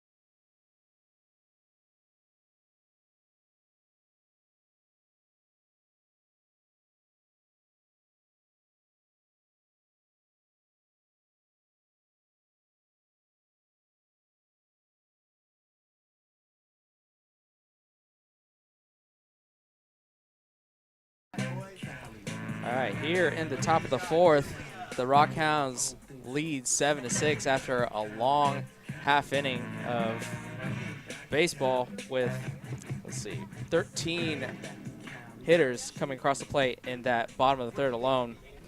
And that's directly following a third inning for the Astros where they batted around as well. They had 10 plate appearances. And so here at the top of the fourth, it's the 2, 3, 4 hitters, Underwood, and Landreth. Eric Underwood having the better of the game so far between the two. Obviously, Scott had an outstanding game last game, but Eric 2 for 2 so far. And that one is fouled off.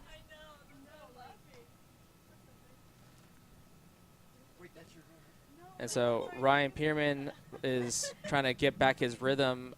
Coach Stover is still with us as Pierman with the pitch low. What type of toll does it take on a pitcher when you have such a long half inning of offense? What does Ryan Pierman, what is going through his mind to kind of get back his rhythm? You know, generally they don't want to sit that long, but after the long inning he had, it was a blessing in disguise having that longer break for him. And he could always go down and throw in the bullpen or off on the side if he needed to. You know, a guy like him, he's 21, 22. He wouldn't need to do that, but he needed the break. Yeah, so we'll see how refreshed he is after that long half inning. 1-2 is the count. Is taken low and away by Poulin.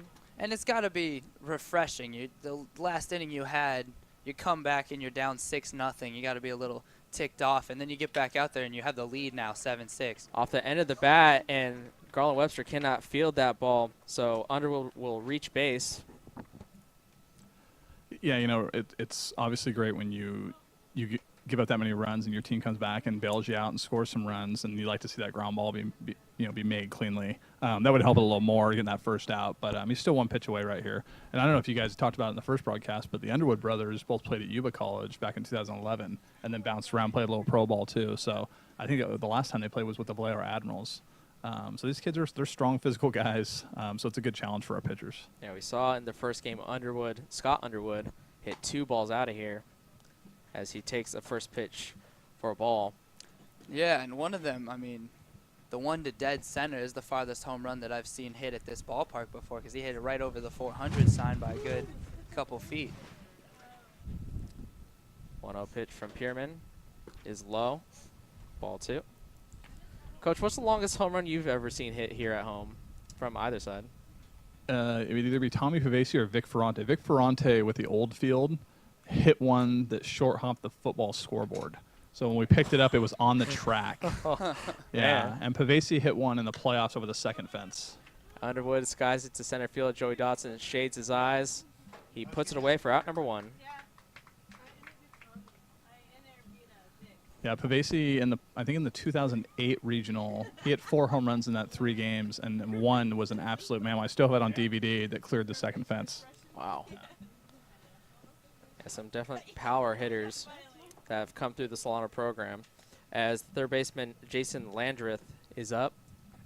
Struck out his first at-bat, walked and scored in that long top of the third. As you see the lead from Eric Underwood.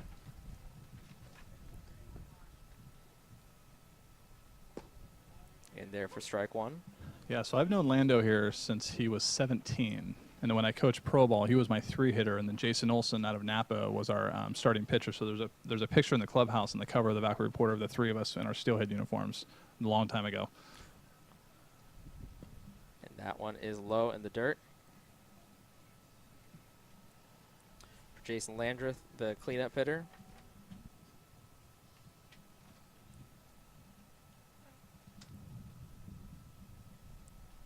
One out, runner at first.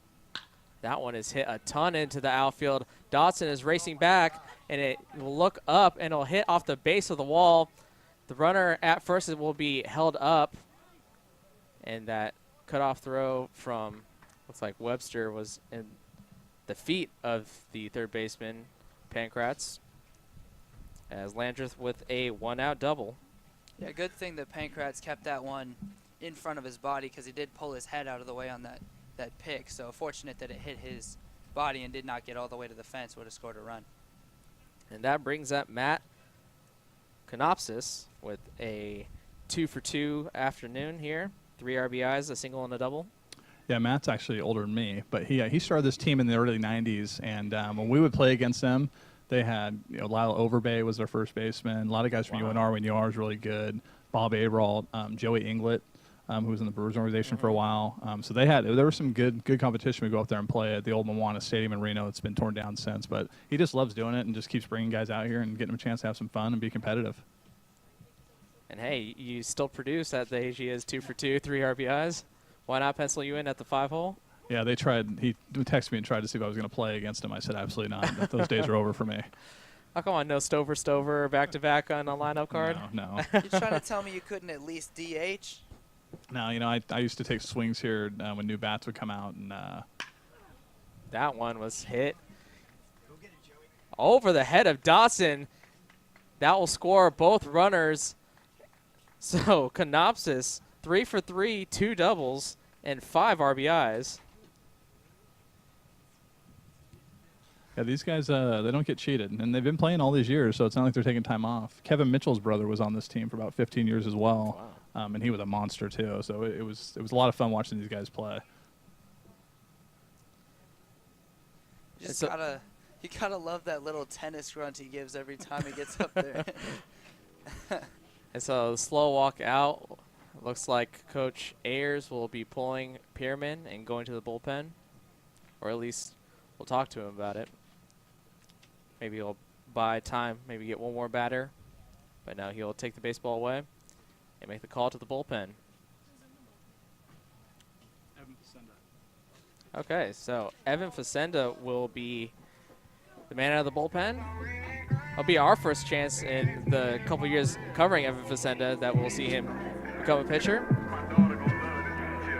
So Ryan Pierman's final line, 3 1/3, 8 runs. 7 of them were earned.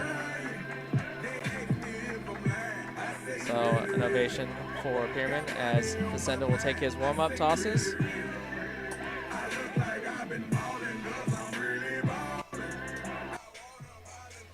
And just a tough outing for him, They were really barreling the ball up today.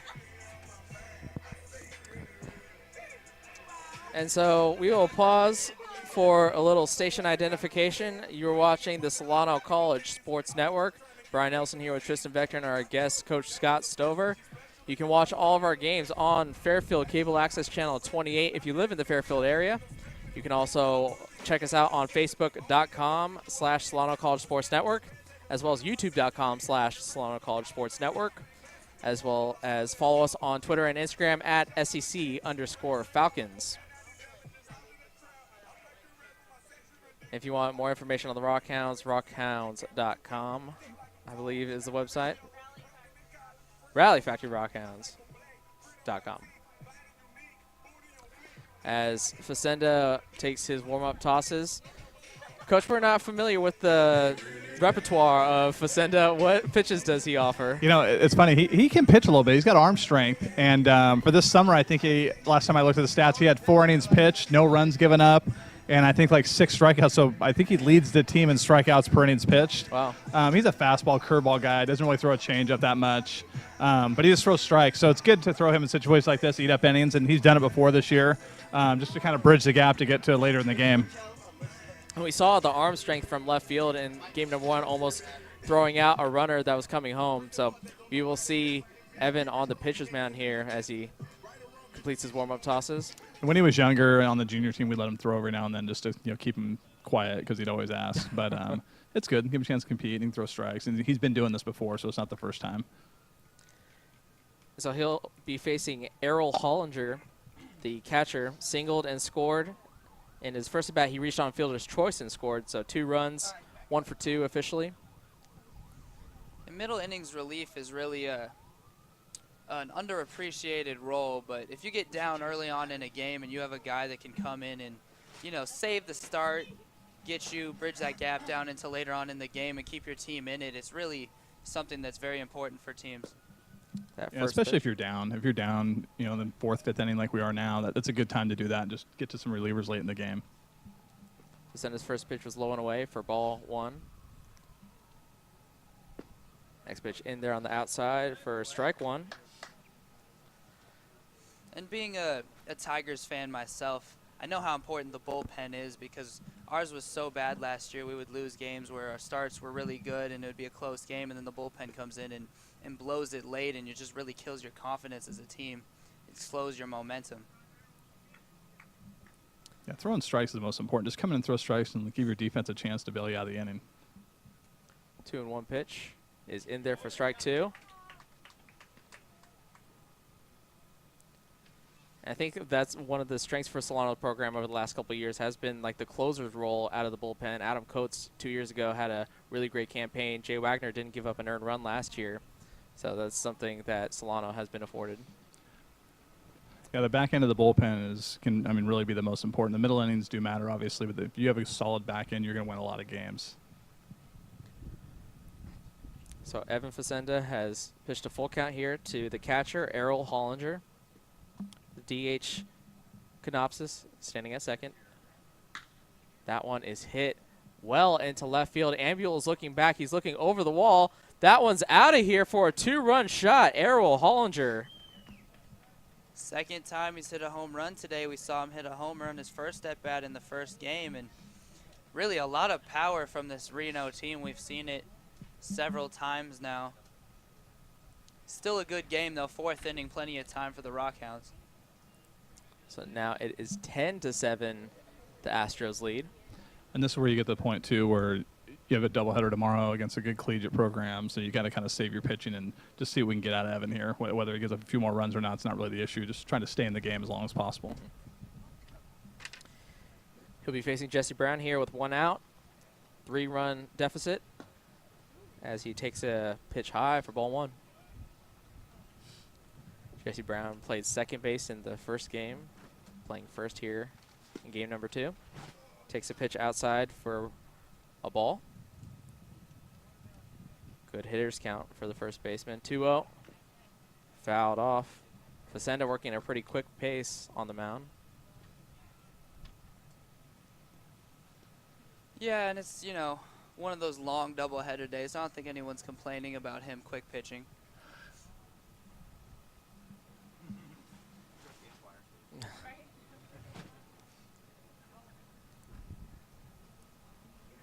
As Facenda has a word a little bit with umpire.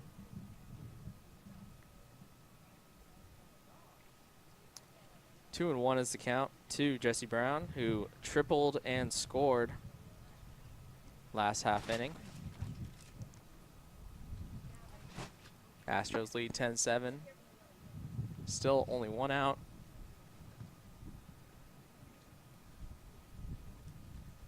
That one's in the dirt. 3-1.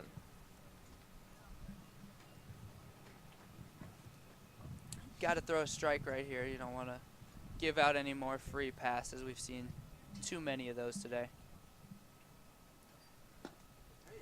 That 3-1 cut was swung on and missed. Strike 2. Like to see a few more of those. We've seen the Reno Astros really have almost a gravitation towards those high fastballs. We've seen quite a few players strike out on those today. 3-2. That one is hit high. Garland Webster and Pancras will have to communicate. Webster calls off Pancras, and he makes a great over-the-shoulder kind of play to grab that second out. Just a high backhand, or not backhand. Well, it's windy today, obviously, but a lot of these kids grew up in Solano County, so they can't be surprised by the wind. Yeah, the ball tends to drift out here.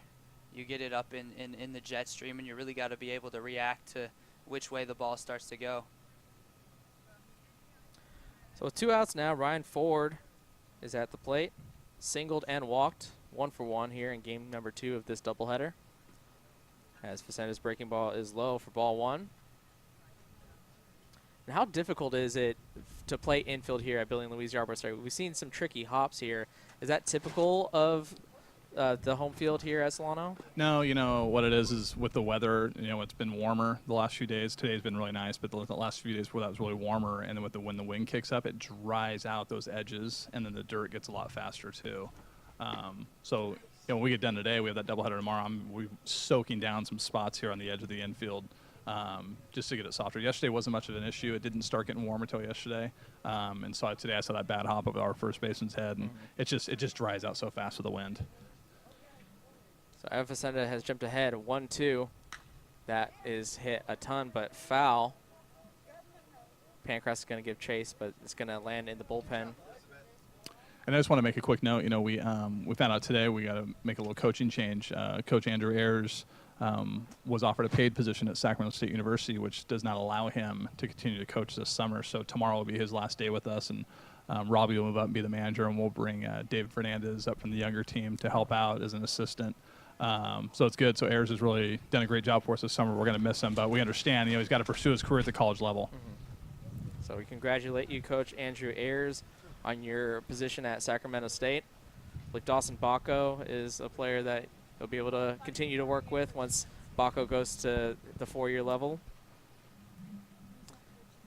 Current count is 2-2 to Ryan Ford. Senda clips Ford, so that's not what you want with a 2-strike count, is to hit a batter.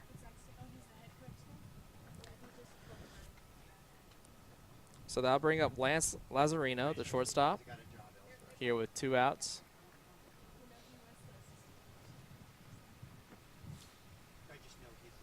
Definitely want to start off with a first pitch strike here. Facenda struggled to do that a little bit. That one is fouled straight back. That's 0-1 exactly count. what we were looking for right there.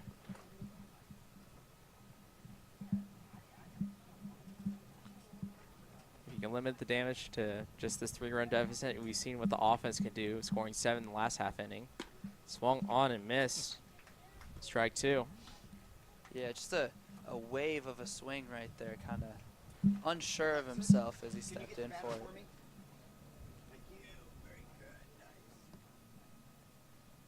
Oh and 2. That one inside. 1 and 2.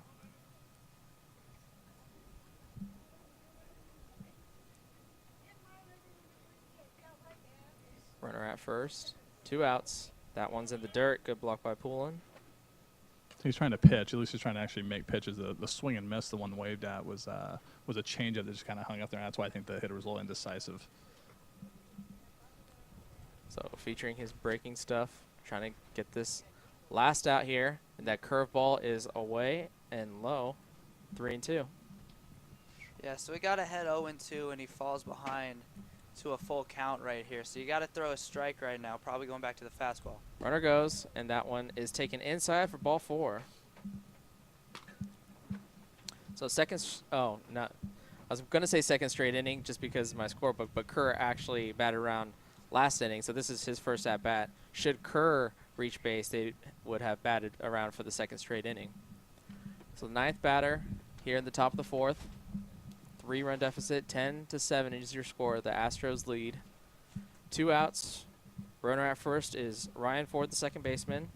His double play partner, Lazarino, is at first. Swung on and missed by Kerr. Strike 1. He just has to not get as cute with 2 strikes. He gets 2 strikes, he gets kind of cute on him. Just keep attacking the zone. That's what he's got to keep doing here to get him out of the inning. Especially with somebody who's not a natural pitcher, doesn't have a lot of innings. So probably best to challenge them with 2 strikes. As that one swung on and missed. Strike 2. Yeah, like I said, they've really had an affinity to gravitate towards those high fastballs. And Kerr and Ford have gone after some really high fastballs a couple times here. So you'd like to see a few more of those elevated fastballs if they keep going for it. Now ahead in the count 0-2. That one is in on his hands. Campos is drifting back, and he's going to make the play for out number 3. But not before the Astros take the lead. Once again, they lead 10-7, headed to the bottom of the 4th. I'm Chase Grant. Thank you for watching the Solano College Sports Network.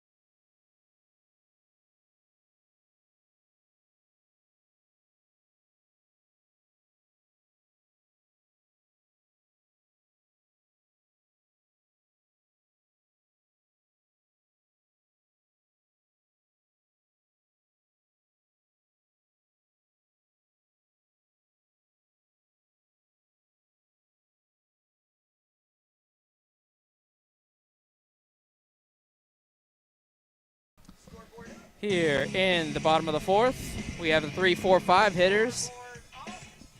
Astros trail 10 to, actually Astros lead 10-7. Pridey, Pancratz, and Webster are your hitters. And the Astros did a really good job that last inning of, just working Pierman until he couldn't make it any longer. They realized that he was kind of struggling. He was a little bit tired. They worked the count. They did their good job. They barreled some balls up. So the Rock Hounds got to get back to comeback mode again. Pridey hits this one foul. And we've seen they have no problem with that. Their last inning, that 7-run comeback, that was really impressive. And they only have a 3-run comeback to do now. And only the 4th inning. They got plenty of time.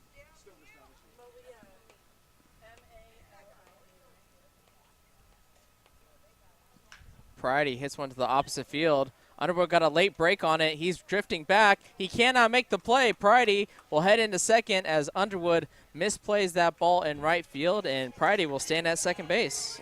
Yeah, well hit ball by Pridey. He was a little late on it, but he still barreled it up pretty well. And at first glance, it almost looked like that might have had a chance to be his second oppo field home run of the day. Just didn't miss it by that much. He only missed it by a few feet. So that brings up Hank Pancratz, the cleanup hitter, as well as the third baseman. And Pancratz knocked in 3 runs his last time up with a bases-loaded double.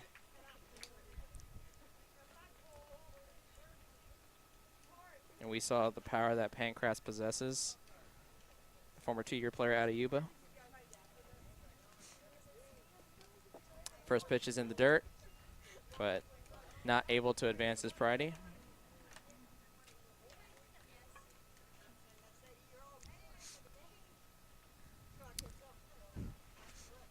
And if you're Pancratz, all you're really trying to do right here is make sure that you move that runner up. You got a 2-0 count, good hitters count.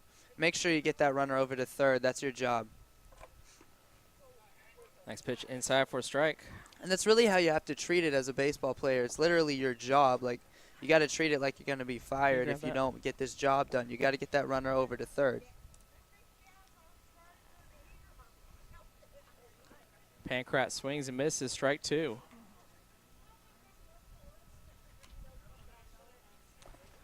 Two and 2 count here. Got to make sure that you protect the zone. But again, really looking to hit something to the right side if you can. And forgot to mention the new pitcher is Alex Bates as Pancratz chops one to the second base side.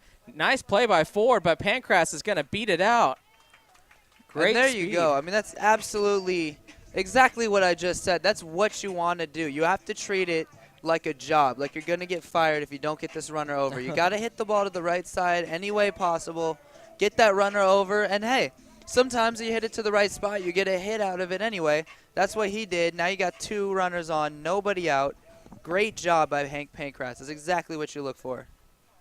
So the offense yet again clicking for the Rock Hounds. 2 men on, runners at the corners as Webster looks at strike 1 with Pridey with a leadoff double, advancing to third on the Pancratz infield single. Webster hit well, but foul into the bullpen area for the Rock Hounds. And now if you're Webster, you got to treat it the same way that Pancratz just did. This is your job. You got to get that runner from third in any way possible. If you bunt him in, obviously that's out of the question now with the 2 strikes, but if you hit a ground ball that knocks him in, a fly ball, if you get a hit, you just got to get this runner home. Put it in play. Don't strike out. 0-2. Webster, nice backhanded block there from the catcher, Hollinger. And obviously, if you're the pitcher, it's the opposite. You got the lead right now, and you got a 2-strike count. All you got to do is focus on making one good pitch. 1-2 is hit the other way. Underwood is under it, though.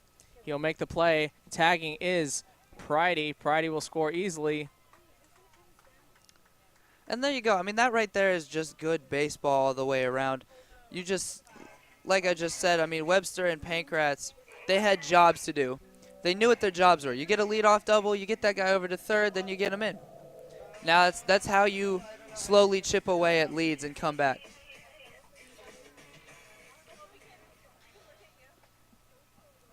So it is a 10-8 ball game. That one is taken for strike 1.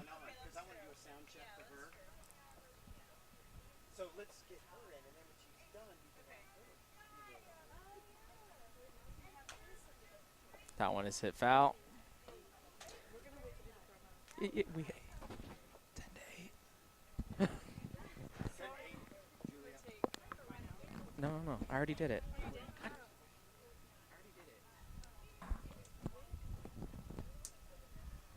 Sorry for a little interruption. I'm talking to my production mates, McKenna Guerrero, Melanie Fuller, trying to coordinate some things during the inning while we're broadcasting. Probably not the best place to do that, but here we are, bottom of the fourth, 2-run ball game. Jed Fag up. At the end of the day, we're still here. It's only the 4th inning. Yeah. 18 runs across in 3 and a third innings. That one is drifted foul. 3.5 innings in the books. 3.5 innings in the books, and nearly 2 hours worth of game. Yeah. They had to end that last game, game 1, after 7 innings, after 3+ hours, as Fag looks at that pitch looking. So out number 2. Another strikeout looking for the Rock Hounds today, 5th time. That'll bring up Matt Poulin, who is 0 for 1, hit by pitch. Advanced to third.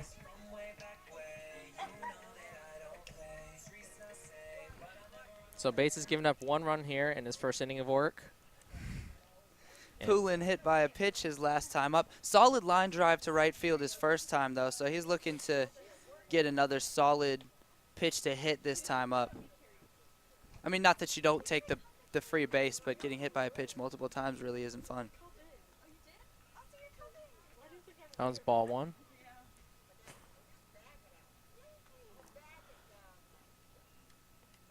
Matt Poulin. 1-0 pitch is inside, almost clipped him, and they say it did hit him. Yeah, it hit him again, just like I said. That one, I think, hit more of his jersey than him, but I think he'll take that. You don't have to take the bruise and you get the free base. What else can you ask for? A lot of people in this game, with all the hit by pitch and all the... As Cody... I have to mention Cody Gregory's walk-up song here. What the heck? I mean, come on now. Hannah Montana. A little Hannah Montana. As that first pitch is inside. I think it's interesting that you would walk up to a song called Everybody Makes Mistakes. It's almost like you're pre-apologizing. You're saying, hey, coach, I'm human. I might strike out right now. Honestly, I don't think he has any control over the walk-up music at this point. You missed the game on Tuesday, but Evan Facenda took over and was the DJ extraordinaire, gave everybody unique walk-up songs. Oh, now that makes sense. So, like, Michael Driscoll was on the other team. He had the Itsy Bitsy Spider was one of them.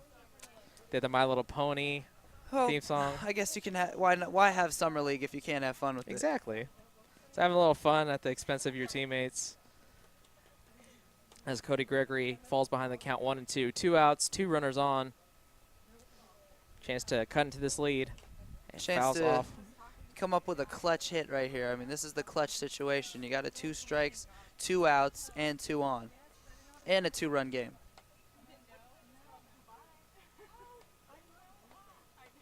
And, I mean, there's 2 batter's boxes. Did you know that? Yes, I did.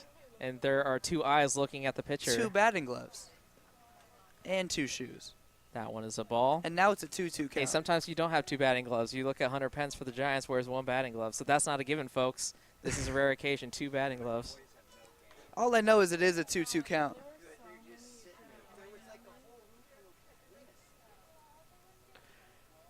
Two count. Low and away. 3-2.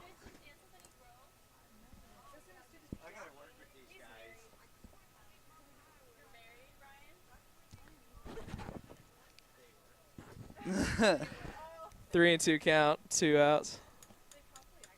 Just the women talk going on behind the scenes. And that ball is taken for a walk. The bases are loaded here with 2 outs. This is a clutch situation for Joey Dotson right here. They're loaded with 2 outs. That brings up, Dotson 0 for 1 with a walk and scored and struck out looking.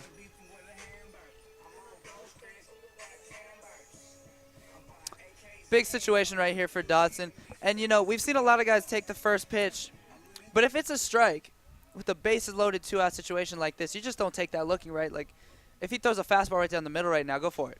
And he does, but he breaks his bat in the process.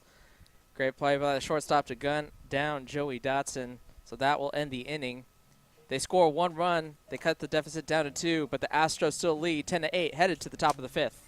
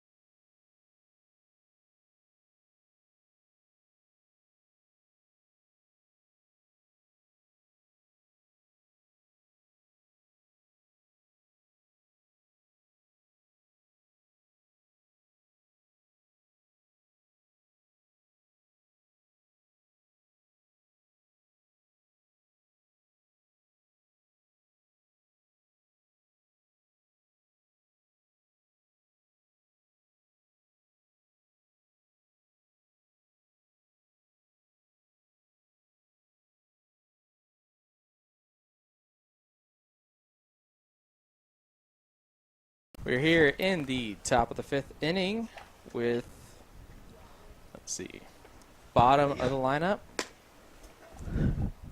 Actually, we have a pinch hitter. Yeah. No, we don't. Eric Underwood, the number 2 hitter. Underwood, and Landreth. We were joined by a special guest, Malia Stover, as that pitch is fouled off. Thank you, Malia, for joining us. We had your dad on a little bit earlier. How's your perspective been working this summer? You've worked a lot of jobs here at Billy and Louise Yarborough Stadium. How have you enjoyed that? I've enjoyed it because I get paid, but I get along with everyone, so it's easy, and it's kind of fun because my brother's going off to college, like, for sure this time. So I get to see him more, and it's more time with my brother and out of the house, and I get tan, so there's a plus. Yeah, already first at bat, and I think it's already worth it based on the information that we got, that he's gone for real this time. As Hopefully. 3-1 is hit well into the right field corner. That one's going to be down, and it's going to go off the wall. Cody Gregory is going to have to field it. Eric Underwood is going to settle with a leadoff double. Fourth time on the base pass now for Eric Underwood. 2 singles, reached on an error and a double. He's having himself another good day. Now, Malia, coming from like a baseball family, your dad coaches, obviously, your brother plays. How big of a baseball fan are you? I'm a huge baseball fan. I'm also a Dodgers fan, so I can take the heat. You'll endear yourself to our producer, Greg Poff, as being a Dodgers fan. Yeah, so I like it. I enjoy it. I want to be an athletic trainer, so I'll be surrounded by it more, too. As the first pitch to Scott Underwood is fouled off behind for strike 1. Did they ever get you into softball as a kid, or? Yeah, I liked it, but then I got hit in the mouth, and I swelled up. It was really bad. It kind of, like, made it really bad for me, and I was done. I like watching it, but. As the next pitch is fouled off, Evan Facenda pitching. Yeah, he's filling in those innings for the Falcons right now. This is kind of an off game, a lot of scoring, a lot of offense for the Rock Hounds. My bad. Again, I can't get through one game without calling it the Falcons. Yeah, for the Rock Hounds. Do you ever get that confused, Malia? The Rock Hounds, Falcons kind of deal? I'm more around the Rock Hounds more than Solano, not really. I'm sorry. It's all good. That's the answer to the question. We just want the truth. You know, you don't got to lie to me. 0-2 is the count. Facenda looking at the runner at second, holding close. Underwood leans back, gets out of the way of that pitch, 1-2. It's funny seeing him pitch because last game he was talking about how he wanted to pitch. So he's living his dream. What's your impression so far? And he's gotten, I think, 1 out so far in his time. I think he's doing good for not being a pitcher. I spoke too soon, but yeah, he has time. That's what we call the broadcaster's jinx. It always happens. Yeah. Whenever you start talking good about somebody, it always happens to me. Yeah. Yeah. For sure. I always have to knock on wood, but you guys have no wood around. know. So All just like plastic tables and Yeah. concrete around us. So Scott Underwood has worked a 2-2 count. His brother Eric Underwood is standing at third base. Evan Facenda with the pitch, 2-2. Breaking ball is chopped to Garland Webster. He's going to take the out at first base, but not before Eric Underwood scores on that RBI ground out. In a situation like that this early in the game, you always take the sure out and concede the run, even though you hate to, you know, just kind of let the guy score. But there was no way they were going to make the play at home. So right play to make there, but another run on the board. Rock Hounds are going to have to get back at it on at the plate next inning. Now, Evan's a good friend of your brother Tyler. Yes. Do you have any funny stories that you can share with the audience about Evan and Tyler? Wow. Ones that, keep in mind, ones Yeah. that you can't Yeah, share. I was just thinking that. I have a lot. I don't know. I drive, so a lot of driving stories. But you know, just waking up and seeing him on my couch, it's just, and then making him breakfast. It's I have a lot of memories with that kid. What is Evan Facenda's favorite breakfast meal? I make him a lot of omelets and smoothies. They like smoothies. 2-1 is the pitch from Evan Facenda to Jason Landreth, the cleanup hitter. No, you don't. You don't want a little sister. Me too. That was inside 3-1. 1 out, nobody on, as the Astros tacked on that run that they lost in the last half inning. 3-1 pitch here. Got to get him a good strike. And it's hit high, but Joey Dotson looks like he is underneath it. He'll put it away for out number 2. That was literally hit right at him. As soon as it went up in the air, he just froze, took a step or two over. Those are the easiest plays to make as an outfielder. One is just literally hit right at you. So that brings up Matt Canopsis. 3 for 3, 5 RBIs, 2 doubles for the opposing manager slash DH. Slash oldest person in this game. He is going to come and find you after this game and find you in the parking lot, and I'm not going to help you. And then I'm going to use my legs, you know, the things that still work. Hey, if he's still that old and playing baseball, I want to be in his condition. No, I know. What do you say to that, Tristan? Huh?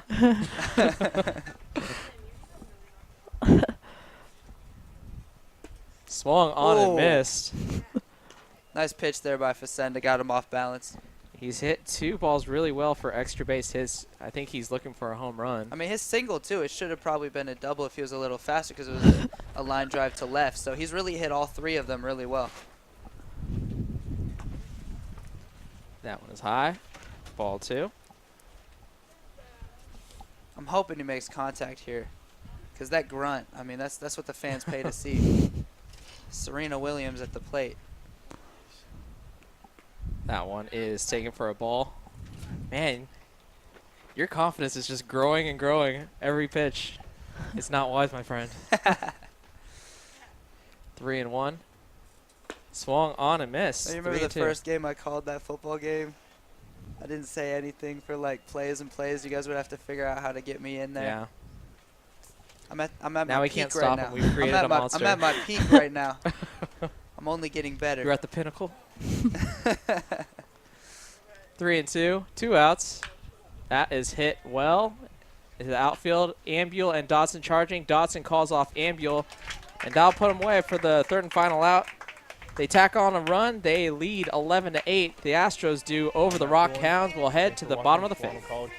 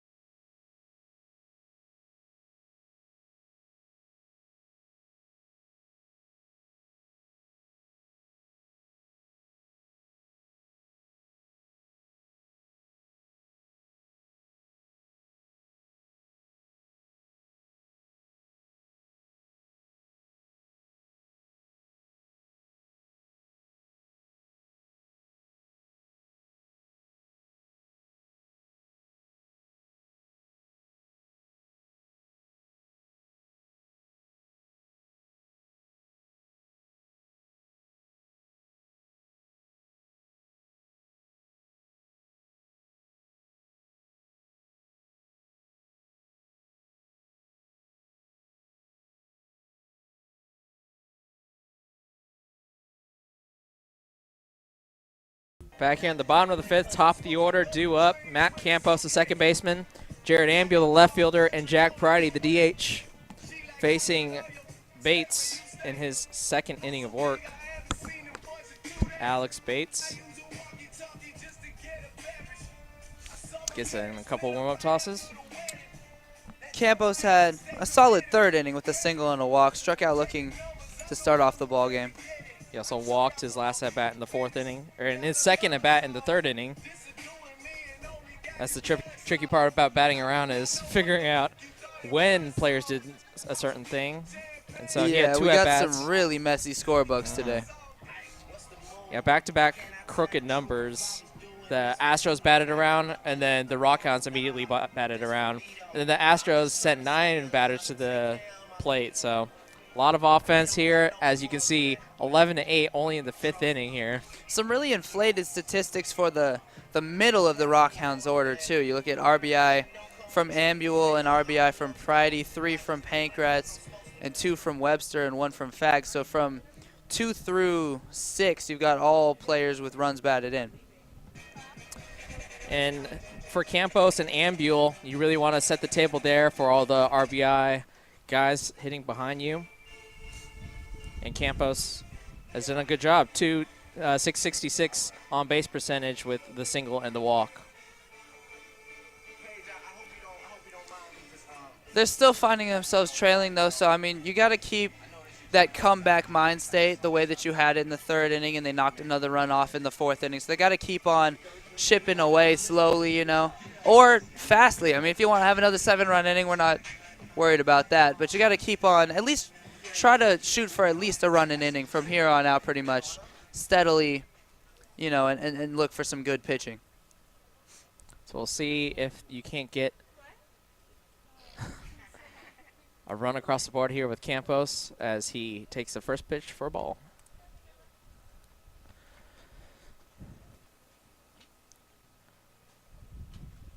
Campos looking to get on board for Ambuel and Pridey. Takes a pitch on the outside corner, strike 1. Yeah, like I said earlier, same strike zone as it was in the first game. Outside corner is really wide. It's been frustrating the batters somewhat, but you got to like that he's been pretty consistent between games as that pitch is high. You got to imagine for the umpire to call 2 games back-to-back, it's got to be tiring for him. People don't think about the mental wear that it takes on you.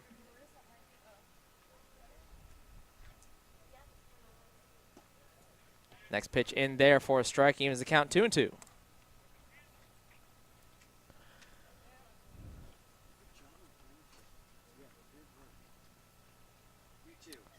Alex Bates comes set. Ascenda with pitch. Swung on and missed. Strikeout number 2 for Matt Campos on the game.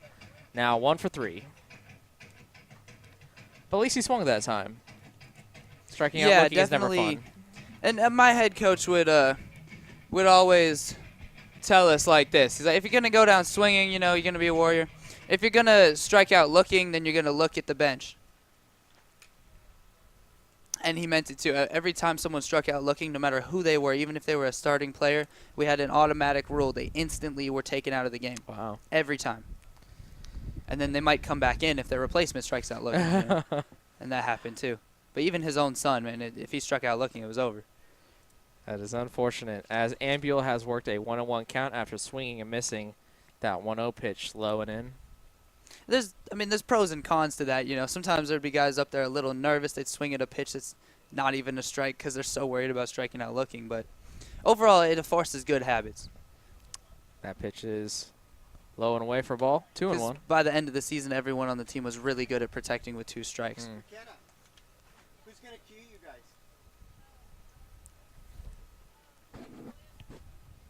All right, and Ambuel fouls that one off of himself and gets up gingerly after that one.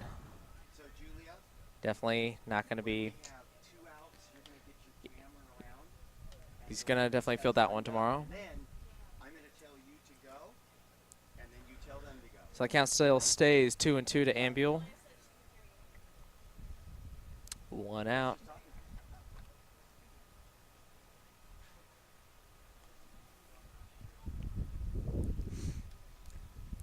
On deck is actually Kevin Huang. So making a few substitutions here. I mean, it is just summer season, like Scott Stover said. The goal is to get everyone some playing time, obviously, but Pridey was having a really nice game, so.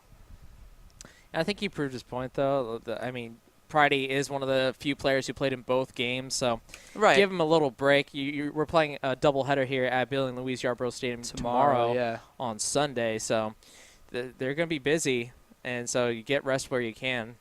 Yeah, you really got to get everyone involved. Ambuel with the chopper back up the middle. Great play by the shortstop, but he cannot stay on his feet to make the throw. Great play by Lazarino. But Ambuel reaches base safely with the infield single. So Kevin Wong with the Jack Pridey walk-up song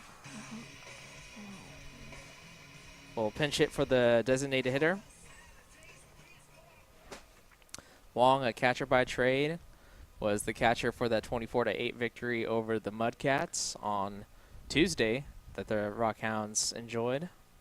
Just trying to do a job right here. He's got to get that runner over to second, avoid striking out or grounding into a double play however possible. Get him in scoring position for Pancrats. And Pancrats has 3 RBIs so far, so you want to get that runner in scoring position as Wong swings and misses 0-2. And it's tough to come into a game pretty much on a moment's notice and come up there with a man on base in a situation like this, but that's what makes bench players really valuable to a team's depth. Next pitch is in the dirt. Ambuel steals second base after that ball trickles away. And that was a really good job by Ambuel to read it, because it really didn't get that far away from the catcher, so if there's any hesitation at all, you're not getting to second base. He instantly took off as soon as he smelled some opportunity to get down there, and he got it down there just barely. And that's something we talked about with Coach Stover when he was on with us, is that secondary lead, and sometimes you just kind of have a knack for it if you're a base runner, as that pitch is taken low and away. And you got to be aggressive. In a game like this, so many runs are being scored. Even though you know you can come back from a 3-run deficit, you also can't really assume that they're going to stop scoring. Exactly. They've been scoring like crazy, so you got to get every run you can get across. And right now you get him in a scoring position like that, that's huge. Ball in the dirt, 3-2. Yeah, because you got a good hitter's count here on Wong. He might walk, but if they give him a good pitch to hit, he might knock you in, and you wouldn't have been knocked in if you were on first. You know, and at the least, even if Wong gets out, then at least you got a guy in scoring position for Pancrats.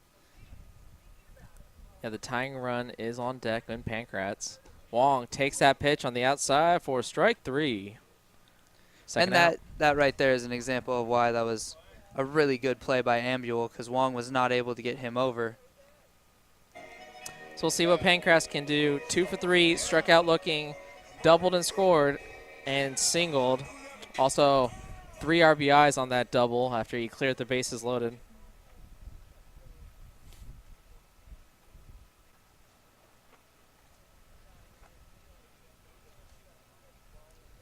Base checks on the runner at second, comes home. Pancrats with the high ball. Catcher. And they're going to call interference on Pancrats and call him out.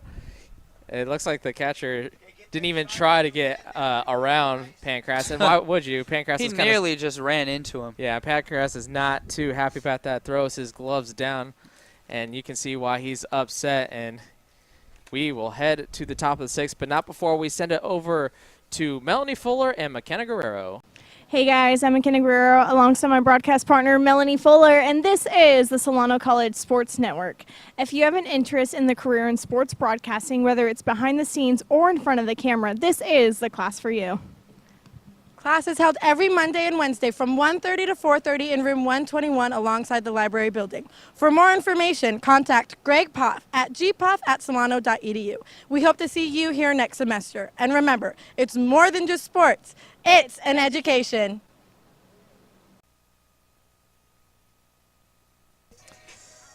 6, 7, 8 due up for the Astros. Hollinger, Brown, and Ford. And last time Hollinger was up, he hit a big 2-run bomb to put the Astros up. And they've kept that lead and added on to it. Now lead 11-8 here in the top of the 6th. Hollinger digs into the box. Facenda comes set. And the pitch. Taken high for ball 1. Yeah, well, we've been talking about the importance of those first pitch strikes, so Facenda's really got to keep working on that. He's been struggling with that so far.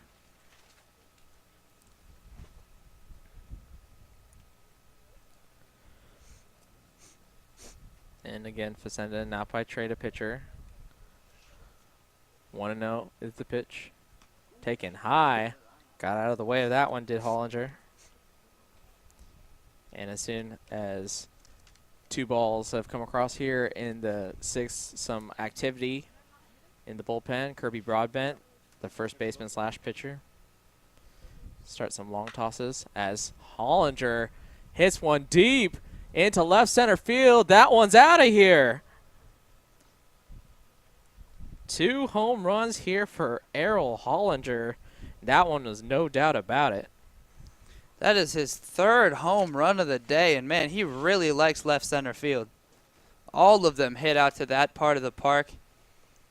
He's got a whole lot of power. It's back-to-back home runs in consecutive at-bats even, in consecutive innings. Yeah, very impressive. It's just a lot of power up and down this Astros lineup. Hollinger has 3 home runs today on the doubleheader. Scott Underwood has 2 himself. 6 home runs for the Astros in these 2 games. That brings up Jesse Brown, the first baseman. That one was taken high. Second time Facenda has given up a home run. He gave up a home run to Hollinger his last at-bat as well. Next one is hit into the left field, into the corner. Ambule tracks it down. Brown will settle into second base with a double. And, I mean, it's great that Facenda's eating up some quality innings for them out of this bullpen, but at the same time they still have a chance to win this game, and that's why there is some action over there in the pen, because you just can't let this continue that much longer when he's getting really, really scraped. So pinch hitter is Andy Callengert. He was the first baseman in the last game. Callengert will take over for Ford at second base. Facenda, pitch in the dirt, taken for ball 1. Callengart walked 3 times and grounded out, so 0 for 1 in the first game of this doubleheader. This windy day here at Billy and Louise Yarborough Stadium. And what day isn't windy over here? Yeah, that's a good point. Just tell it to my hair. I'd rather not talk to your hair. 1-1.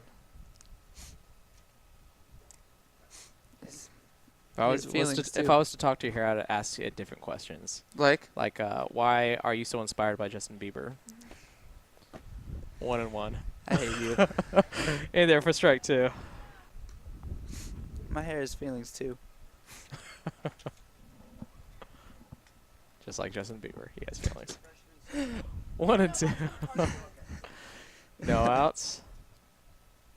Brown standing at second base. Facenda checks on the runner, comes home. That one is hit high on the infield. Campos looks like he's underneath it, calls everyone off, and he puts it away. Catch. Made it a little interesting, but he puts it away. Wasn't pretty, but he made the catch, so got the job done. Campos kind of looking up and saying, "What was that? I thought I had that all the way." John Doe back in the game, except we know his name now. Yes, Jerry Newton. So Jerry Newton pinch hitting for Lance Lazzarino, new shortstop. Swung on and missed, strike 1. I really like first name, last name, though. I do, too, yeah. I liked, actually, J.J. Watt. That was a good one. Just because it's so not applicable to his stature that he's probably the size of, like, his quad. He does look more like Wayne Gretzky. That's true. Stature-wise. Next pitch is taken 1-1. Probably has no idea how to skate, though. Most likely. Hey, you never know. He could be like you, be a hockey, baseball player, and wear 99 out of respect to the great one. It happens. I mean, one of those guys on the Rock Hounds who I mentioned was a former teammate of mine to Scott Stover is actually a former hockey teammate of mine I never played baseball with, and he happens to be on the 19U Rock Hounds out of Vanden. So that definitely happens from time to time. 2-1 is the count. Jerry Newton, the pinch hitter. That one's outside. 3-1. Facenda has given up a solo shot to Hollinger. A 1-0 count double to Brown. Callengart popped up to Campos, and now we have Newton swinging at a strike. 3-1. And he thought that was strike 3. So it's a full count there, Newton. As Jerry gets back in the box, 3-2. And he grounds it to Garland Webster. And now Newton can turn around and go back to the dugout. Made a close play with Webster's barely. high throw, but great play by Fag over at first base to make the leaping catch and get down on the bag. So fielder's choice, 6-3 put out. Advances the runner Brown to third base and brings up the center fielder Kerr, who is 0 for 3. Ground out, 2 flyouts. 0 for 4, actually, because he had 2 at-bats back in the third. Correct. I did not write down his fourth down at-bat. I don't know why. Not in my book, folks. 0 for 4. 2 outs. Facenda gets past Poulin, has a play at the plate, and he is safe in plenty of time. Not plenty of time. It was a close play. Brown under the tag of Facenda. And no chance of Poulin blocking that pitch. No bounce with the fastball in the dirt. So a wild pitch scoring a run. And, I mean, those are the kind of runs that really kind of hurt. You know, because you want to make the other team be a hitter and all that. Like, if they square one up, you can respect that. But you don't want to give up runs on wild pitches, especially with a 2-out situation. So now Kerr trying to get on base, 2-out rally, excuse me, as he swings and misses. And hey, this guy, 1 glove. So that Cody Gregory Your mentioned. point is proven. Yes, 1 glove for Kerr. Takes a pitch inside, 2-1. How's that working out for him? I mean, in the first game he got a single. He was 2 for 4 with 2 singles and a walk. So make that 2 for 8. Yeah. 250. Average. Yeah. 2-2 is the count. 2 outs. Swung on and missed for a strikeout. So Facenda gets some frustrations out with 2 for 9. with that last strikeout. So Kerr is down. Not before the Astros score 2 more runs. They lead 13-8, headed to the bottom of the 6th. Hi, my name is Dustin LeBee. Thanks for watching the Solano College Sports Network.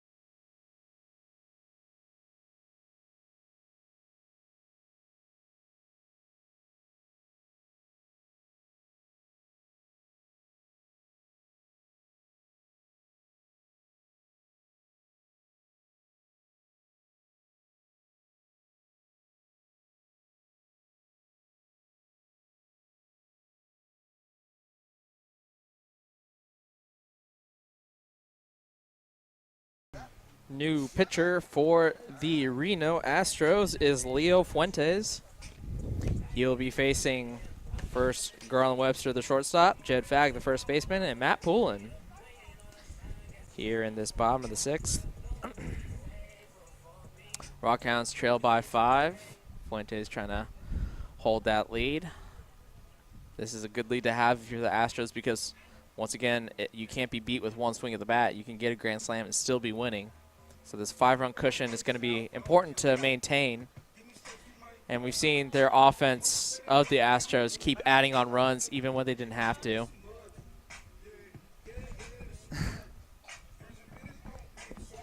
So we have Garland leading off. And Garland with 2 runs batted in so far today. He's having a good game. The Rock Hounds need 5, though. Only 1 inning have they scored multiple runs in this game, so they really got to get some runners on base and have another big inning here. They still have plenty of time, though, as we mentioned, this game going by very slowly. It's only the 6th inning. They still have 4 more innings to do some damage. Yeah, 21 runs here in Game 2. 19 runs in Game 1. Next pitch is for a ball, 2-0. They've only managed to hold. They've only managed to hold the Astros scoreless in an inning 1 time, and that was the very first inning. So they've really got to get some good pitching going down too if they want to come back. Because there's one thing, their offense isn't really scoring other than the 1 inning, but on top of that, they can't really come back if they're going to keep falling further behind. I mean, you're looking at the game was 8-7, and then 1 inning it's 10-7, and then it's 11, and then it's 13. As Webster swings and misses for the strikeout for out number 1. That brings up Jedediah Fagg, the first baseman. 1 for 2, double, scored a run, drove in a run, struck out, and hit by pitch. Run batted in on that second at bat, which was a single. Yeah, single and advanced to second on the throw.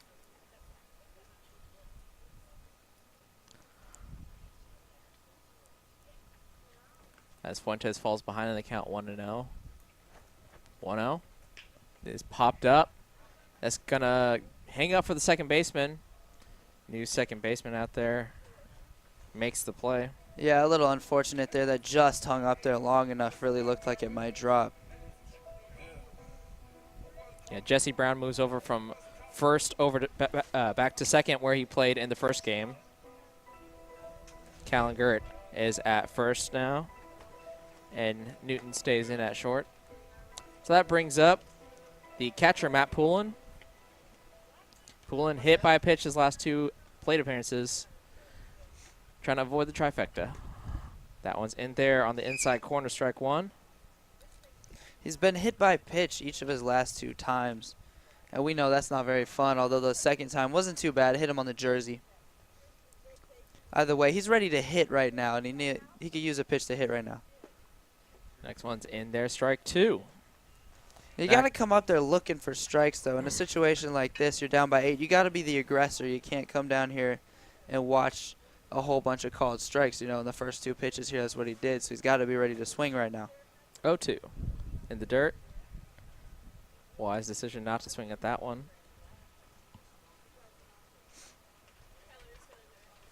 Oh, sweet.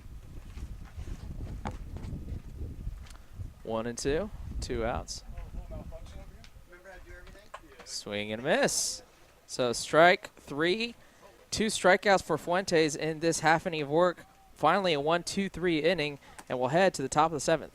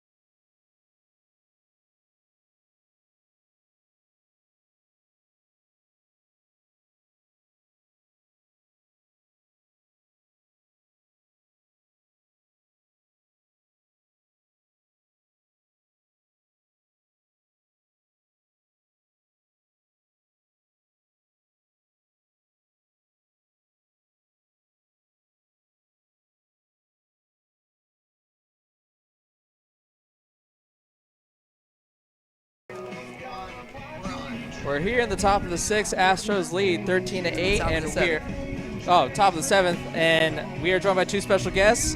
Right fielder, 2 outfielders, Tyler Stover, Chase Grant. We had both your dad and your sister on, Tyler, in this broadcast, so we might as well complete the whole Stover family. So thank you guys for joining us here in the top of the 7th. I'll start with you, Chase. You played your collegiate ball at Palomar down in SoCal. What's it been like here in Northern California? It's been good. It's just it's a little different. I mean, the it's hotter and stuff, and it's nice. But no, it's different. The competition's really good, and it's just been a good experience so far. Kirby Broadbent is your new pitcher, first baseman / pitcher.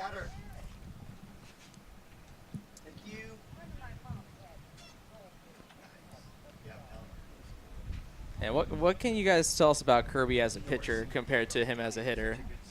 Kirby, he throws hard. He has a good breaking ball. I mean, he's pretty dominant on the mound. I mean, kind of surprised me when I first saw him throw because I'd always see him as a hitter, and he hits the ball really well, and he gets on the mound and he gets after it and just competes. I mean, he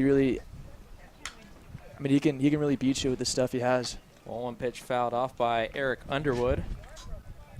Yeah, on the team we like to joke around with Kirby because he's like a big baby. He's like 6'5", about 220, 230 pounds, but he's soft on the inside.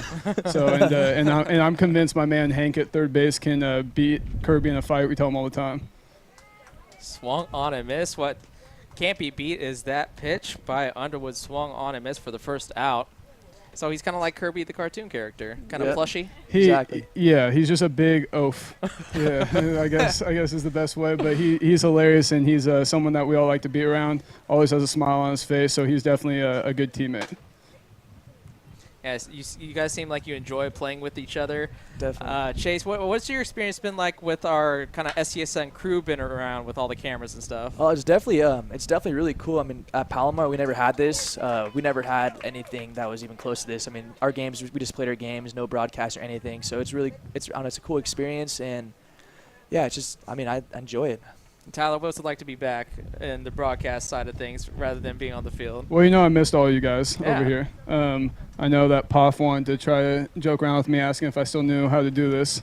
But no, this is something that is nice for a lot of these guys who come from out of town. Their parents get to watch them play. And, some of them, they like to watch tape and go back on it. So it's definitely been helpful for a lot of us.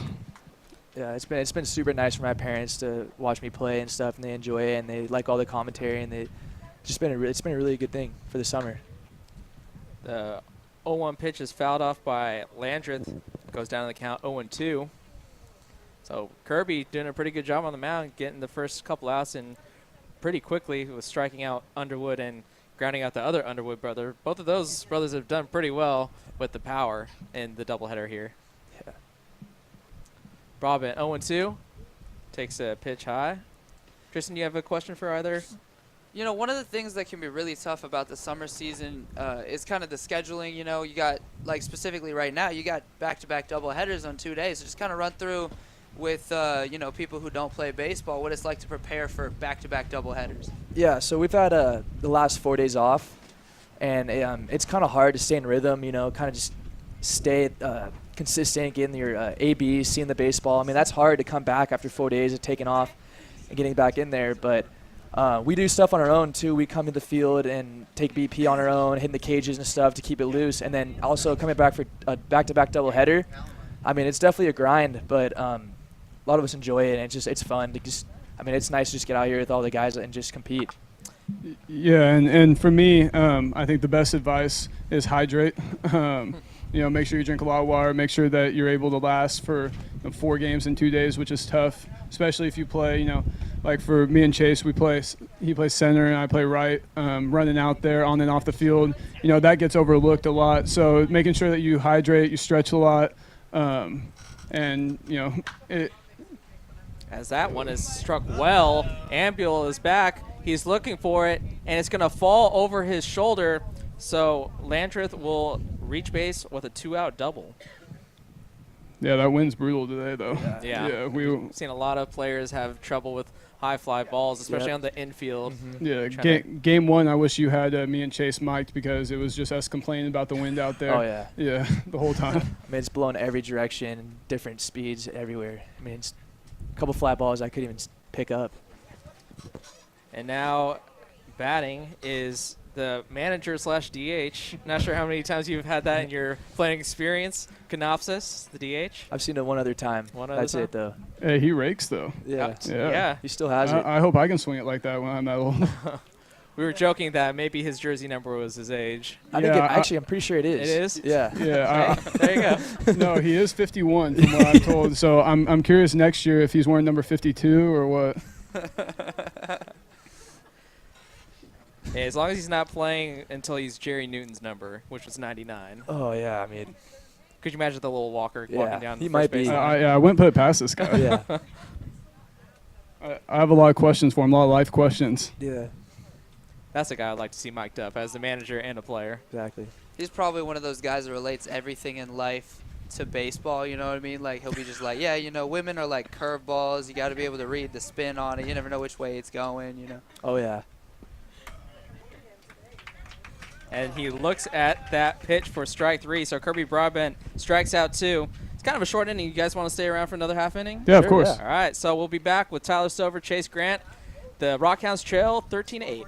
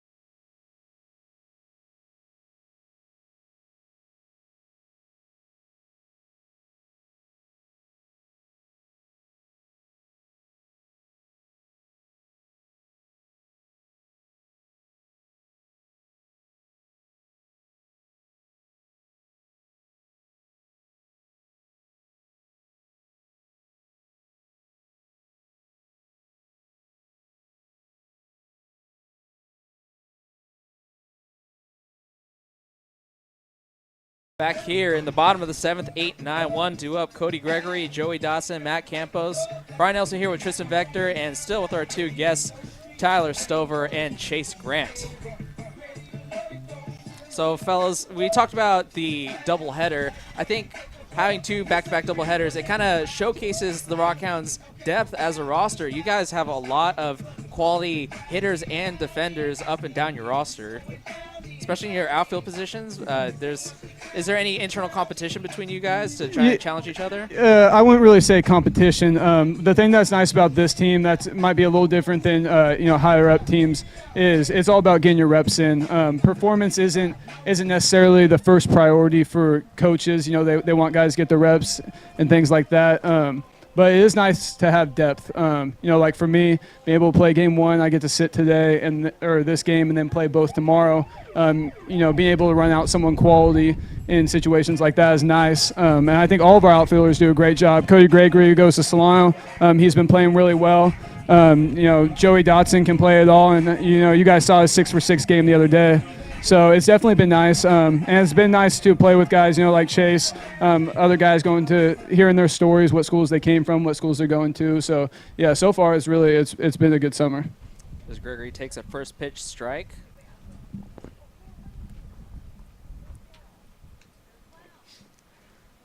Rock Hounds look to cut the deficit here from 5. Looks at a second strike. And that's the thing about this team, man, is that there's a lot of guys from the Falcons last year, obviously, that you already knew, but then there's all these other guys that came from different schools that haven't played with you before. Seems like you guys really gelled nicely. Yeah, the first weekend, and I'll let Chase touch on that more. We got to go to Reading, and we all got to stay in like a little barn area with guys that we've never even met before. So you get real close that way. So it's definitely been nice, but I know. I can't speak for Chase, but I know that definitely brought us a lot closer.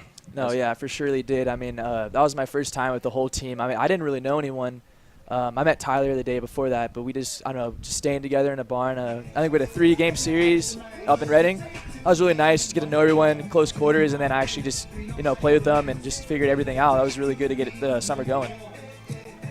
And Cody Gregory grounded out on that 0-2 pitch, so that'll bring up Joey Dotson, center fielder, hitting ninth. But like you said, Tyler, on the game on Tuesday, 6 for 6 in the 9-hole. Got to be a great weapon to have for the Rock Hounds. Oh yeah, haven't heard the end of it since. Yeah, just kidding. Joey's very humble, but we like to joke around with him, kind of make his head a little bigger than it really is sometimes. Because he, as you guys got to see this year, he's a tremendous player and an unbelievable athlete, and the Solano College stolen base leader. Correct? Yes. Still, yes. Career. 40 career stolen bases in his 2 years at Solano. And he's a competitor. I mean, since I just started playing with him, I mean, he's definitely a guy you want on your team. I mean, he just gets after it every day and just really plays hard. And it's something you can respect. And I mean, it's all around just a really good team guy. When it comes to Joey, as Joey grounds it to the third baseman, long throw, nice play to get the speedy Dotson. Yeah, when it comes to Joey, obviously he's one of the fastest players I've ever met.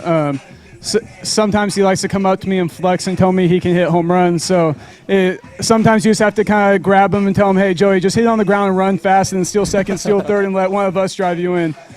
So he's definitely been a pleasure. And, I just kind of want to take a second to, talk about how much of a pleasure it was to play with him. And, he's definitely a different type of player. So it's been nice to have him out here this summer and, make some unreal plays in the outfield. Is he the fastest person on this roster? Ooh, what do you think? Who would win the foot race out of everybody? You think you got him, Chase? I don't know. I'd be pretty close, but he might get me. I mean, Joey's definitely up there. Chase, you'd probably give him a run for your money, or his money. Other than that's you two. Yeah, probably you two.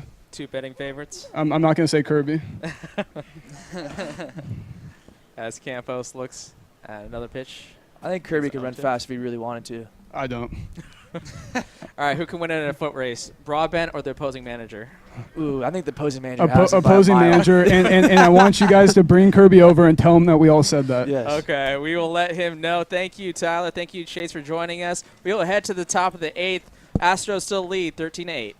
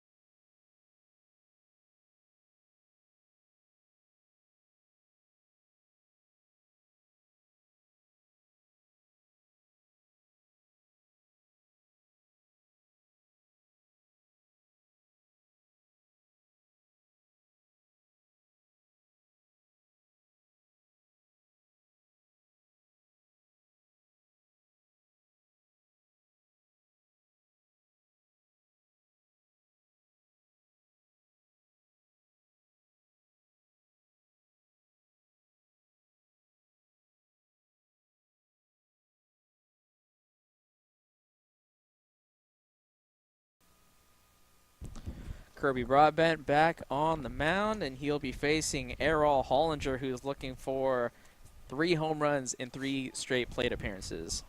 Yeah, this isn't hockey, but he's looking for the hat trick. And this would be a natural hat trick at that. 3 straight home runs. My money's definitely betting against it, though. The odds just don't look good for it. Yeah.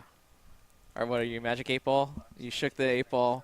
Odds? Ask again later. I think I just like to think that I have some common sense sometimes, And I think Kirby's well aware that he has 2 home runs the last 2 at-bats as he drops that breaking ball in there. Oh, yeah, I think it's safe to say he remembers. And on deck is Jesse Brown, the new second baseman, after starting the game in first. Next pitch on the outside corner for a strike, 1-2.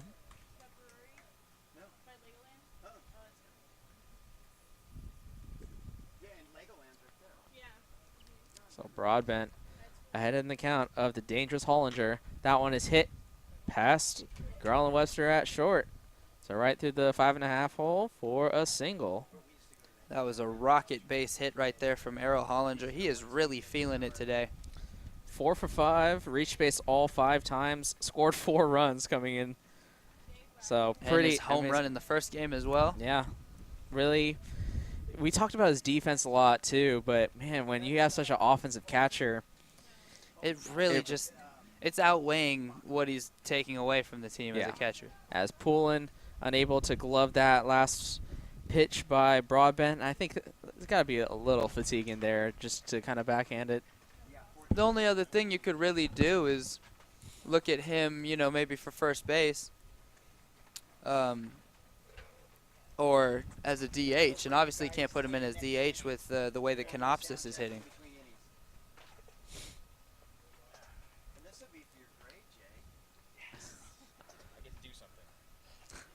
Broadbent with the breaking ball high. 2-0 count now. Broadbent got to get back in there with the strike. Facing Jesse Brown, 2 for 3, triple, double, scored on both of those hits. That one's taken outside, ball 3.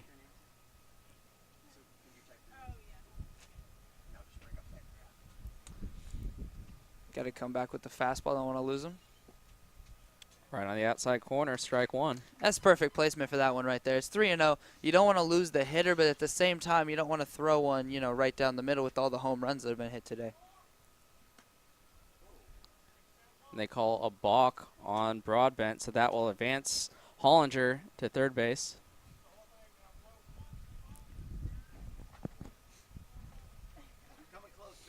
So it's still 3-1. And now a sac fly opportunity.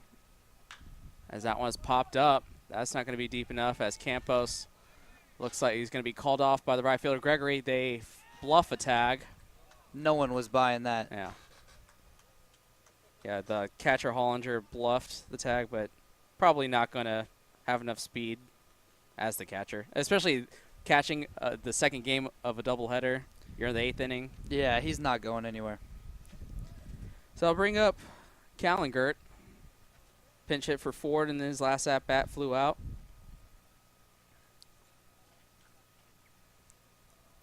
(13-8) is your score. Astros ahead of the Rock Hounds. Broadbent with the pitch, and there's strike 1. And Broadbent's got to be thinking strikeout right here. With the 5-run deficit, you take an out, but you really don't want to take an out and concede a run here at this point, down by 5. You just got to try and get out of this inning if you can. Next pitch in there from Broadbent is a ball. And that's a really good location to miss. Just a little bit lower would have been a strike. Broadbent working quickly, gets the sign from Poulin. Outside, ball 2. So clear strikeout situation here. Runner at third, less than 2 out. 2-1 pitch. And therefore strike, 2-2. That was a perfect location on that breaker. And here you have a pitch to play with. If you're Poulin, you got to be aware that there's a runner at third, so got to block anything in the dirt. 2-2. That one's in the dirt, blocked by Poulin. Yeah, just like you said, perfect block right there by Poulin. And so now the batter on deck is Jerry Newton.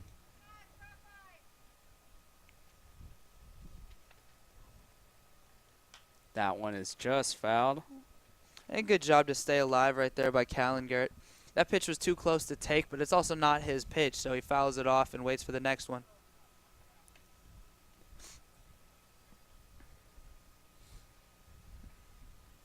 So full count still, 1 out, runner at third. Broadbent with the pitch. Is taken high for ball 4. So you walk the hitter, kind of set up the double play, and that brings the shortstop Lazarino back up. Yeah, and I was about to say, you hate to walk him because you got 2 strikes on him. You want to get that strikeout, but it's not all bad because you do have a double play in order with 1 out that would end the inning. Lazarino was actually pinch hit for by Jerry Newton. Not sure what happened to Newton, but they have Lazarino back out there. Swings and misses at the first pitch, strike 1.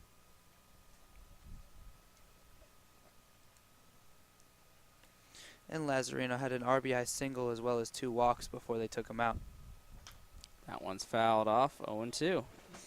2-strike count right here for Broadbent. Big opportunity for him. He's got to get a good pitch over right now.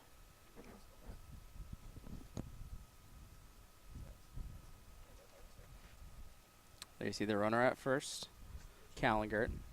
Brown standing at third. That one is hit opposite field. Nice snag by Hank Pankratz, out number 2. Great catch over there at third base by Hank Pankratz. That was a line drive, not much reaction time right there, but he gets up and he makes the catch. And that'll bring up the struggling Richard Kerr, who's 0 for 5. So great opportunity right here to get out of this situation. Yeah, that success from the first game did not translate over into the second game. He's been really the one player who has struggled here for the Astros. Takes a high fastball for ball 1. I don't blame them as throwing that one on the first pitch. He was very tempted to swing at it. He has been swinging at the high pitches all day. 1-0.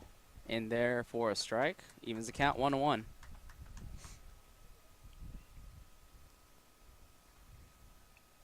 Two outs. Runners at the corners. Broadbent set. In there for strike 2. Kind of falls up. Same pitch back-to-back times. Now you got to maybe look for a fastball here. Trying to get him chasing. And they got him chasing. So Broadbent strikes out Kerr to end the inning. Strands the runners at the corners. We head to the bottom of the 8th. Astros lead 13-8. If you have an interest in a career in sports broadcasting, Whether it's behind the scenes or on camera, then this is the class for you. Class is held every Wednesday from 1:30 to 4:30 in room 121 alongside the library building. For more information, contact Greg Poff. That's me at solano.edu. We hope to see you here next semester. And remember, It's more than just sports. It's an education. 7-8 hitters. Closer, Jay Wagner, as well as the catcher Dawson Bacco. Guys, thank you for joining us here. And let's see, Dawson, let's start with you. You kind of got a little injury there. I see a bandage on your chin. Can you explain to us what happened in that first game? Oh, yeah. I got a foul ball off the mask, and the mask slid down, and the metal part of the mask ended up cutting my chin open. So Got a little nice wound for the summer Yeah. as Ambule singles on the first pitch to lead off the inning. And now, Jay, you have committed to Chico State. Why Chico, out of all places?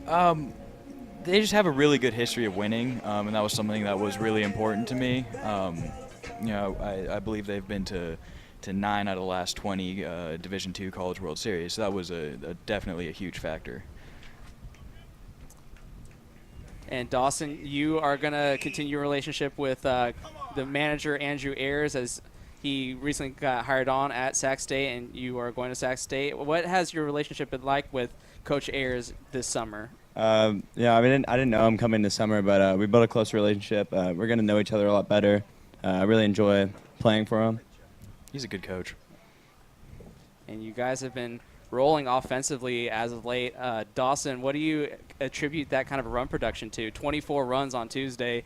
Here in this doubleheader, you have over 20. I don't know. I think everyone's just ready to hit. Everyone is doing what they're supposed to do. Yeah. As Wong has worked a 3-0 count here as Ambule takes his lead at first. Takes a strike. Don't mind taking a pitch there when it's 3-0 and you're ahead in the count, but got to be ready to swing away now. They're down by 5. Got to get a rally going. So 3-1 pitch here to the DH Wong as he looks at that pitch for a ball. He'll walk and Ambule will head to second for Hank the Tank Pankratz. Did he give himself that nickname or did you guys call him that? We started it, and then he took it on. He really liked it, so he started rolling with it. Some guys, you give them a nickname, and they're not too receptive to it. He really took it on, and he calls himself that now, so it's kind of nice to see that. Did they give you guys nicknames that we should know about? I don't think I have one. You haven't been around with us long enough to get one yet. I go Swagner. That was always a classic. Okay. That stuck with me for a while. As soon as somebody called me that, I was like, that's the one. I'm keeping it. I also go by Swag Daddy, but that one's a little less. I'm not as much of a fan of that one.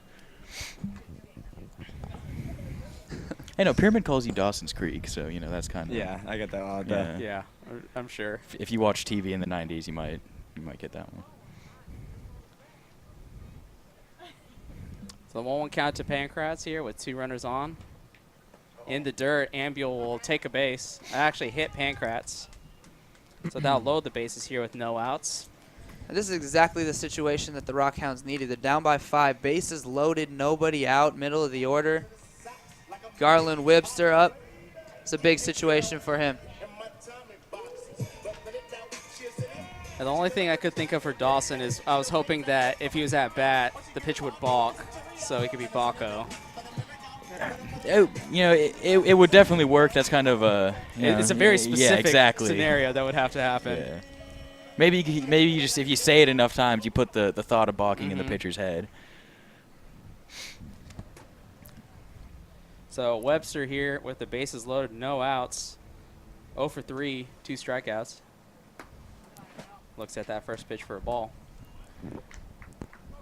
Now, we were talking about the importance of relief pitching earlier and how detrimental it can be to have a struggling bullpen when you have leads in games and then they get lost late. So as a closer, what is the preparation like? Because you really have to prepare every day like you might get the call. You don't know when you're going to get it. It's, for me anyway, I just have a fairly set routine that I kind of go through. As soon as I kind of realized I was going to be the closer this year, as soon as that was given to me, I take it very easy for the first 5 innings. I have fun, I joke around, I cheer on my teammates, and then right when we get to the 6th inning, I start stretching out and I start mentally preparing. And I feel like that for me that works. It gives me plenty of time to get ready, but it gives me enough time to enjoy myself a little bit and not take it too seriously. And so Garland Webster actually draws a 4-pitch walk with the bases loaded for an RBI. So they cut the deficit now 13-9. Hey, got a rally going here. Haven't gotten out since you guys got in the booth. What do you say to that? I'm good luck. Maybe Dawson's a little bit of good luck. Maybe that's the baseball world for paying you back for that cut on your chin. That Yeah. You get a little rally here. You get a doubleheader sweep. That brings up Jed Fag. First base. Sorry about that. No, go for it. I was going to say, with how many curveballs the Astros have been throwing, you got to really watch out for the double play ball here. You'll score a run, but you really don't want that's a rally killer, and you got to watch out for that. So be aware here, especially in a 4-run ball game, you definitely trade 2 outs here for just 1 run. As Fag looks at that pitch for a strike, 1-1. No, we were talking to Tyler Stover about how quickly this team has gelled. There's obviously a lot of players from the Falcons that knew each other ahead of time, but then there's other guys coming in who don't know anybody. But then there's also specific positions that have to gel together. The center fielder's got to gel with the left and right fielder so he can call guys off and they can have a chemistry. And then the middle infielders. But the pitcher and the catcher, that for me is that's the most intricate relationship that you have to have. So, what do you guys have to say about that? It is really important. I think part of the reason why we've gelled so well is that Coach Stover, he did a really great job putting this team together and bringing in guys that are capable of accepting roles and accepting that you're not going to be playing every inning of every game and just being good teammates. Yeah, I gotta agree with you. It's pretty easy to gel with guys that are easy to get along with, and we all have the same goal. We all want to win and do well. So.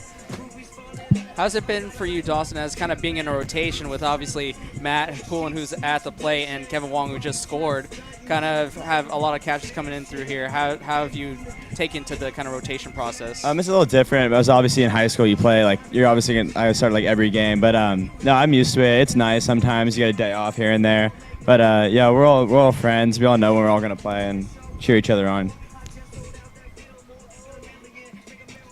Meanwhile, big situation here for the Rock Hounds. Another run in, still nobody out. They're only down by 3 now. Tying run is on base. And this rally really has gone on for free. Ambule with the only hit. Walk, hit by pitch. Walk, hit by pitch. And still no outs. They're not the Rally Factory for nothing. First pitch is nubbed right off of Poulin. Poulin been hit by pitch twice today, also struck out and lined to right. So which catcher's taking the most punishment, Jay? Dawson or Matt? With the 2 hit by pitches, just fouled himself off. That's tough. No pressure that Dawson's just looking at you. I can't take a side on that one. That's they've both worn it a little bit today. Both of them have been doing a lot of blocking as well, so they both have their scars for today. So that next pitch is in there for a strike. And we mentioned that earlier, the difference between the Rock Hounds catchers today and the Astros. The Astros had a whole lot of pass balls, but there's some really nice blocks by you and Matt today that really saved what could have been some extra runs for the Astros. 0-2 to Poulin in the dirt. That was Good a nice block there. And yeah, as I say that, there's a really nice block.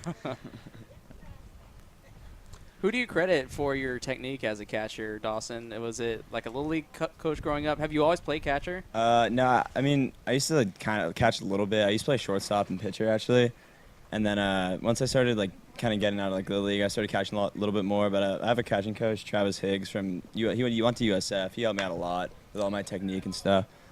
As Poulin Skies went to center field, they are underneath it, so the third base runner and the second base runner are both going to tag and score. So 2 runners advance, 1 comes across. 13-11 is your score. Ball was really flying out today. I did not think he hit that ball that well, and it ended up being a pretty deep fly ball. Yeah. What can you say? Is this the most obviously it's 2 games, but is this the smallest that you've seen Billy and Louise Yarborough Stadium play in your 2 years? It might be. I can't think of a time that I've ever seen this many home runs, this many balls off the wall hit, and it's a lot of it goes. When we played the Astros in Tahoe, they were hitting the ball around the park a lot. They are a very good power hitting team, but still, today is something special, even by what we've seen from them already. I think 6 home runs by our count the Astros have hit in the 2 games. That's a lot, and Cody Gregory looking to try and drive in a run here, and good secondary lead from Garland Webster. As soon as that ball hit the dirt, he scored. I think we're 12. Yeah, sorry. There you go. So 13-12 is your score. I'm digging this rally. This is nice. Yeah. Nice little comeback. If you're not careful, Jay, they might have to call you from the broadcast and have you start warming up to try and close this one. Oh, I'll be ready. So now runner in scoring position, Jed Fagg standing at second. Cody Gregory swings, hits it right back up the middle, right under the glove of the shortstop. They're going to wave home Fagg. Center field throw is strong and not in time. Gregory's going to advance to second on the throw. Cody Gregory ties this ball game up 13-13. How about that? I kept saying it all game long when they would struggle with some long innings. Everyone needs to calm down because this team has got a whole lot of offensive power. Every time the pitchers were up there struggling, they just needed to calm down and get some outs because no lead is too big of a lead in a game of baseball. Yeah, only the 3rd inning that the Rock Hounds have scored a run. They scored 7 in the 3rd, 1 in the 4th, and now you got 5 here in the 8th to tie things up. And now you have a runner in scoring position yet again in Cody Gregory with Joey Dotson up. Yeah, it's nice. We know that as a pitcher, you kind of, even if we get down a little bit early, the offense is going to pick you up. We got guys that can just hit, and we know eventually they're going to break out and they're going to have a big inning, and that's how it's been all summer. So Fuentes, the pitcher for the Astros, has given up 5 here. After pitching pretty well, got a 1-2-3 inning his last innings, and that's the thing that can change between innings. One time you're doing great, 1-2-3, and now you give up the lead. It's a tie ball game. The only thing I've seen from it seems like he's throwing a little bit less, throwing the curveball a little bit less this inning, throwing more fastballs. Right back up the middle goes Dotson. They're going to send home Gregory. Kerr bobbles the ball, and Dotson will stay at first and drive home the game leading run. They lead 14-13 to the Rally Factory Rock Hounds. It's amazing to watch how much better you get the second time seeing a pitcher. They only had 1 base runner through the 5th, 6th, and 7th innings. it was 1-2-3, 1-2-3 in a 4-batter inning. So all of a sudden they get through that second time through the lineup against this guy, and they're all hitting it. Dotson goes. I'm gonna call it. He's gonna steal it easy. He is so fast. Yeah, you can tell by the jump that Dotson got with his speed. Yeah, he's quick. No way that the catcher could get him. And he avoids the tag really well. That's something that I've watching him play for 2 years. I mean, even when it looks like he's going to be thrown out, he is so good at when he slides or head first or feet first, whatever. He's really good at avoiding tags. So now Speedy Dotson in scoring position. Campos with a chopper. Third baseman fields it. Throws out Campos for out number 2. And he did a really good job of making sure that he walked Dodson back to the bag, too, because Dodson could have taken off to third if he wasn't careful there. So he did a good job of making sure Dodson wasn't going anywhere. And so now Ambuel comes up. He led off this inning with a single and scored. So batting around for the second time are the Rally Factory Rock Hounds. Both teams have batted around twice today. That's, I guess, what you get when you have a 27-run ball game. Ambuel looks at that ball in the dirt. Ball 1. It's a little painful to watch as a pitcher when this many runs are scored. It really hurts you. What's your worst experience with that? Given, do you get any specific flashbacks? I mean, it's happened before. It's happened to everybody. Yeah. A couple summers ago, I remember just having a couple of just miserable outings where it seemed like no matter what you do, the ball's getting hit around, and it is really a lonely feeling out there when you're struggling. Yeah, baseball's a tricky game too, because I remember a game early in the summer. It seems like you were missing the barrels of all the bats, and they just kept getting on base. Yeah, earlier in the summer, we were talking because it was your first time I had seen you since the season ended. So all we were talking about was the no-run season and the perfect season and all that, and then came out and a bunch of runs were getting scored, but all the pitches were good, and they were missing the barrel of the bat, and they were getting like really lucky, like bloop singles, their and baseline. It was just barely fair and all this. And I mean, those were actually the first runs I'd given up this year. Right. Was that the puff cap? Was that the puff cap game? Yeah. As Ambuel skies it to right field, Underwood shades his eyes and puts it away for out number 3. Not for the Rally Factory Rock Hounds. Go on a Rally Factory and go ahead of the Astros 14-13. Jay Wagner, Dawson Bacco, thank you for joining us, and thank you for the good juju and putting your team up on top. We'll head to the top of the 9th.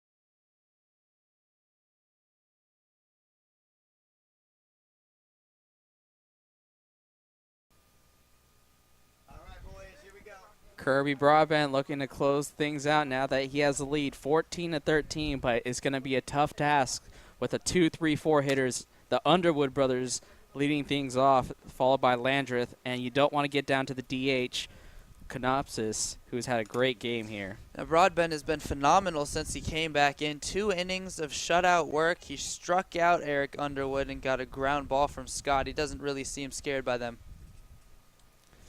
But this is the first time he's pitched in a stressful situation. It's been no stress. We're down by a lot. Now we have a 1-run lead. I got to close this thing out. And that hit in a very delicate place, I believe, to the umpire as he kind of shakes things off.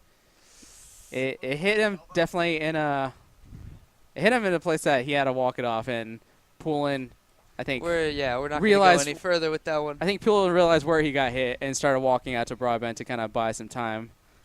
And the umpire's just kind of shaking his head. It happens, man. Yeah. It happens. Nothing you can really do for sure. Nope. You just kind of have to grin and bear it. Gotta man up. Yep. 1-0 is the count, though, to Broadbent. And you got to wonder Underwood. what the nerves are, because that first pitch was really low in the dirt. Easy take. You got to look at how great of a job they did against Scott Underwood this game, though, with him at 0 for 4 with a walk. He did find a way to drive in a run, though. Is popped high. Cody Gregory, he can't find it, and it goes over his head, and Underwood is going to be safe at second base. Cody Gregory, as soon as that ball was hit, kind of threw his arms in the air, said, "I can't find it," and so that one just landed right over the head of Underwood. I think we kicked out Jay and Dawson a little early. Man, it was going so good while they were here. So Eric Underwood will be standing at second base for his brother, Scott Underwood, who, like you said, 0-4 with the walk. The walk he did draw, he scored on. Otherwise, 2 flyouts, 2 ground outs.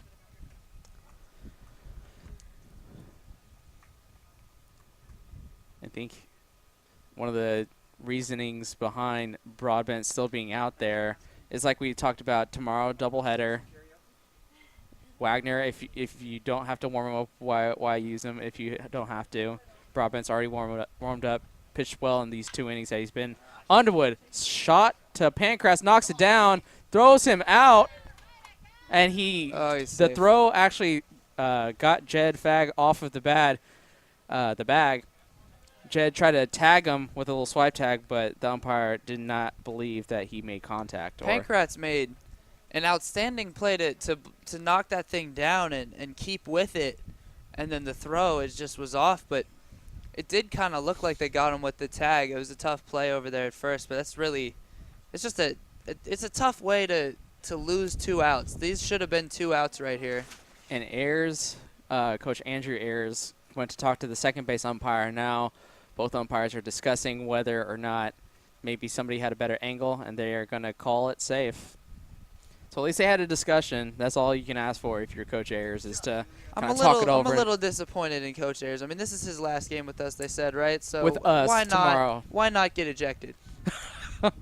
Go out with a bang. Well, McKenna or Melanie want to interview him afterwards, so. Yeah, interview him in the parking lot.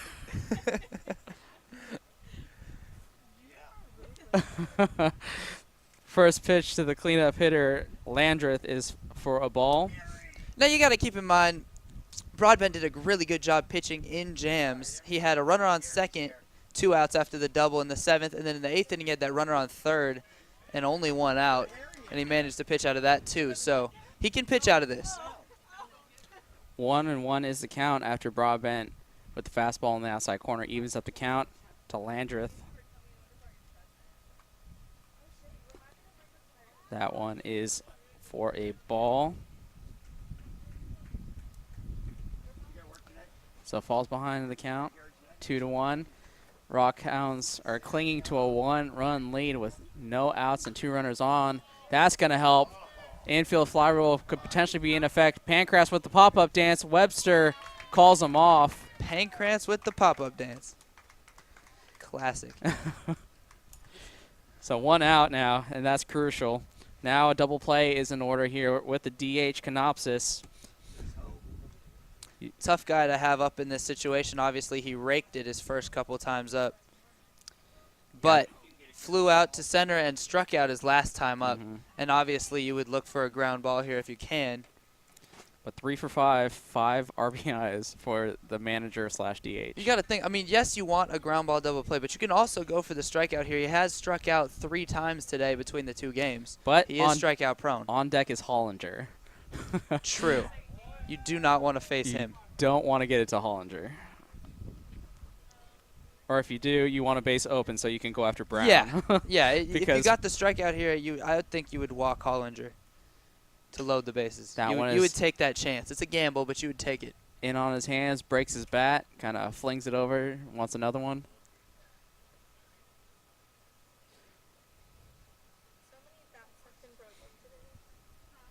And so a little longer process to get a new bat for Canopsis. See, ever since you talked about how he Look at equates him. life to baseball, Yeah. I just think of new ways to say, like, son, women are like baseball bats. Once they break down on you, you get a new one. I thought you were about to say you take a swing and sometimes you miss. Oh, no. I'm talking about this exact situation. You got to just go for Yep. it, though. Oh.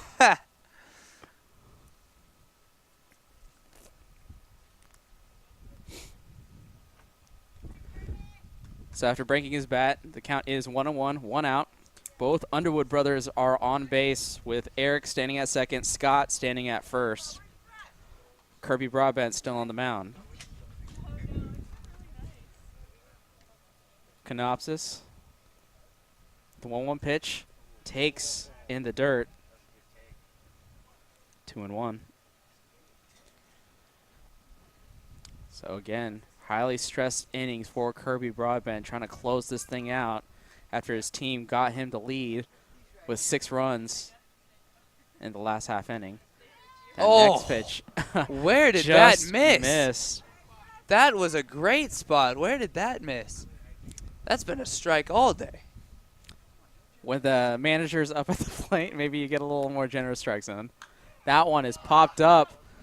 We'll see if Poulin has enough room. Pancras with the pop-up dancing. Can't make the play. Oh. Just off of his glove.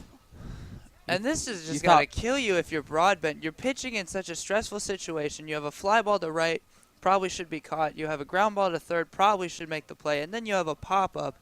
Got to make that play. Really, really tough for a pitcher right here. I thought Poulin was underneath it. Then Broadbent tried to come over, and then Pancras, and nobody could make the play. So the DH stays alive. Canopsis, full count here, 1 out. This 3-2 pitch is about to be huge. Broadbent with the pitch. That one is low and away for a walk.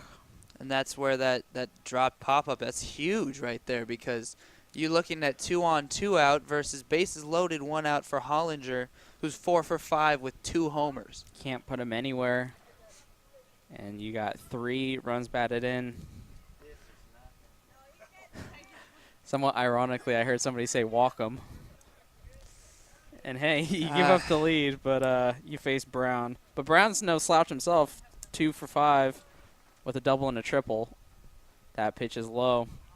You got to at least throw strikes. I mean, if he's going to burn you, he's going to burn you. There's nothing you can do about it, but you can't walk him, for free. 1-0 pitch. That one is hit foul. Out of play. Evens up the count 1-1. Because, I mean, if it's me up there, you got to be a competitor, you know what I mean? And you're just not going to walk this guy because, he had a couple good hits. I mean, hey, he popped out his first time up. That means someone can get him out. He's a human, right? You got to just do what you know how to do and try to get him out any way possible. 1-1 pitch.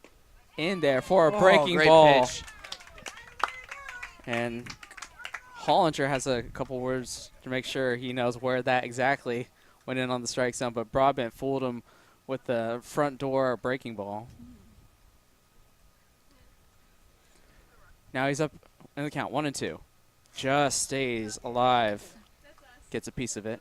So now if you're Broadbent, I mean, you got to feel good. You're commanding this at bat right now. You've got him off balance. You've got him down to 2 strikes. You still got to be careful because all he needs is 1 good rip and it could be out of here. But you got to feel pretty confident right now. You got to make this next pitch. And if you get him, you got the momentum to get the next guy.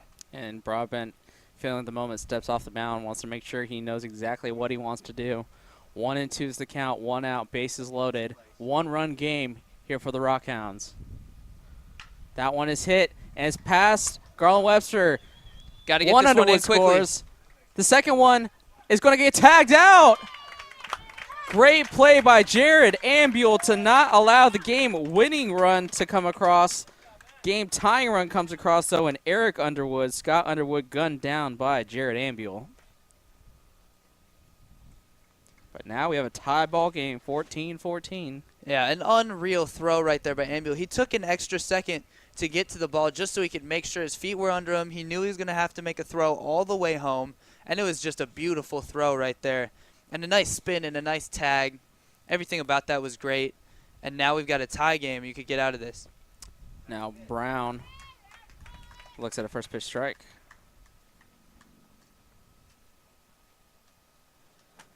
So 2 outs here. That one is hit sharply to Pancratz, and he gloves it for out number 3. What a play by Hank the Tank.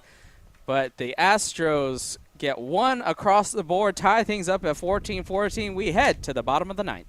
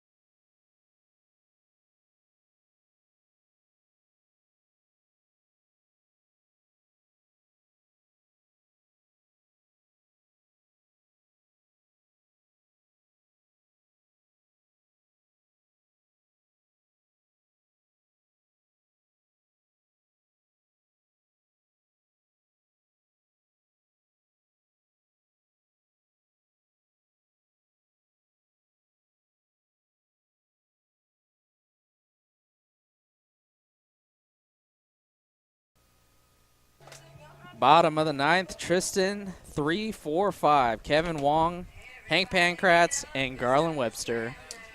This is the kind of ending that you really want when you spend as many hours as we have spent here today.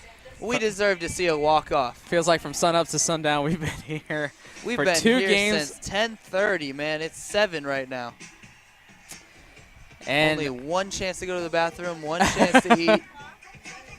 But hey, tails off. The stakes couldn't be higher here, as they are going to make a pitching replacement. Fuentes is out of the ball game, so the new pitcher is Ryan Ford, the second baseman. Ford, we haven't seen him on the mound, obviously. Ford started at second base, was pinch hit for Callingert, and I think that was a smart move by the coach, Canopsis, because with Ford out of the ball game since the 6th inning, he has a chance to rest, and if he knew that was his one bullpen arm should this be a close game, it was a wise move to pinch hit Callingert for him, and now you have a fresher Ryan Ford. Definitely. Even though he's played both games in the field, we'll see what he has left in his pitching arm. And coming up against him for the Rock Hounds should be Wong, Pancratz, Webster.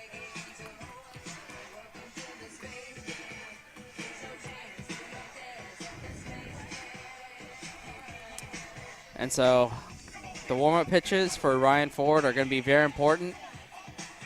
You don't want to come in and start walking people, give free bases, especially to the leadoff guy, Kevin Wong, when you have Pancratz, Webster, and Jed Fag following 2, 3, 4 in this lineup, in this portion of the lineup.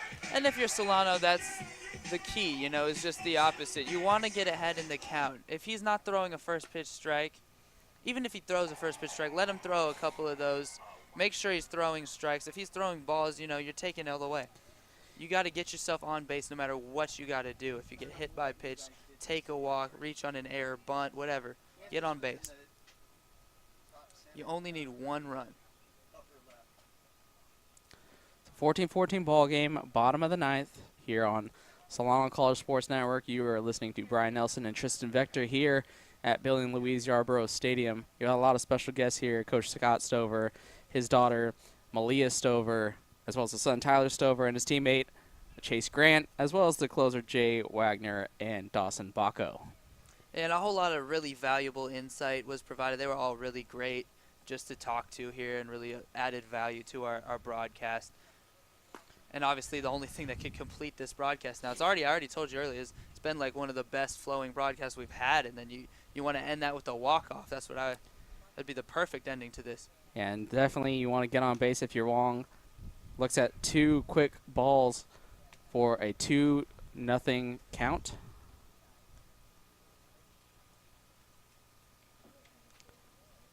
So control issues right off the bat from Ford. Swings and misses. You don't want to help him out. That's definitely ball 3 right there down low.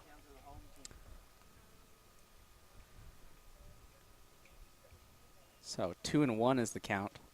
That one is hit opposite field. Great approach, and he's going to get on with the leadoff single.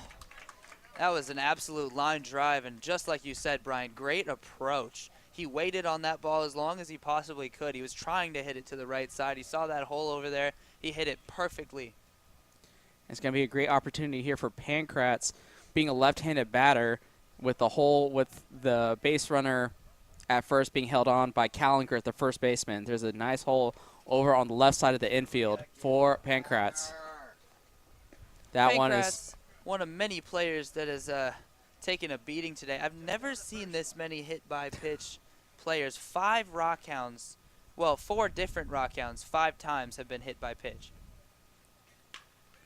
That one is hit toward the hole, and Wong is going to be safe at second. Pankratz with a single.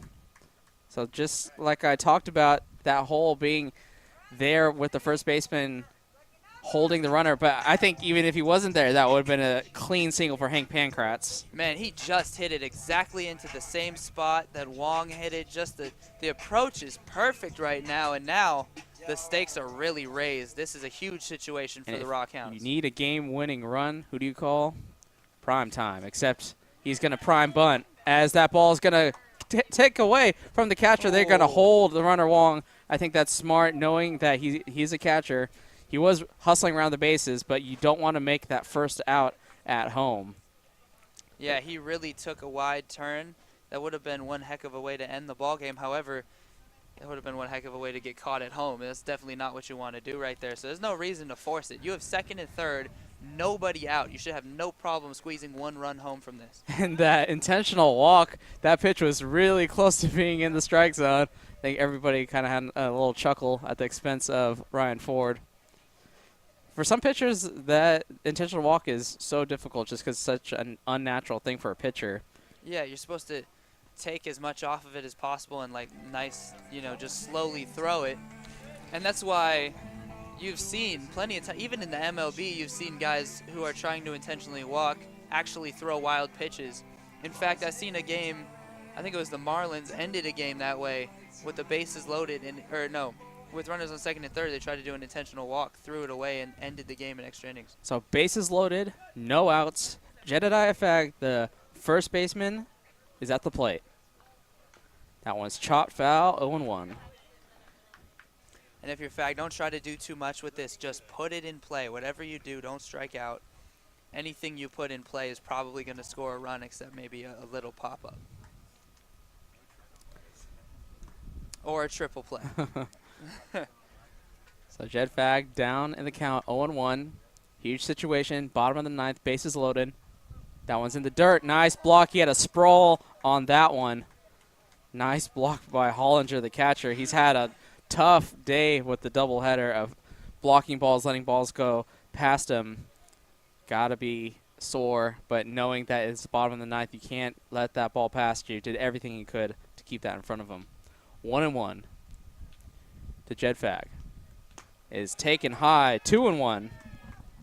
He's a little too anxious right now. He almost went around. Like, he really thought about swinging at that pitch.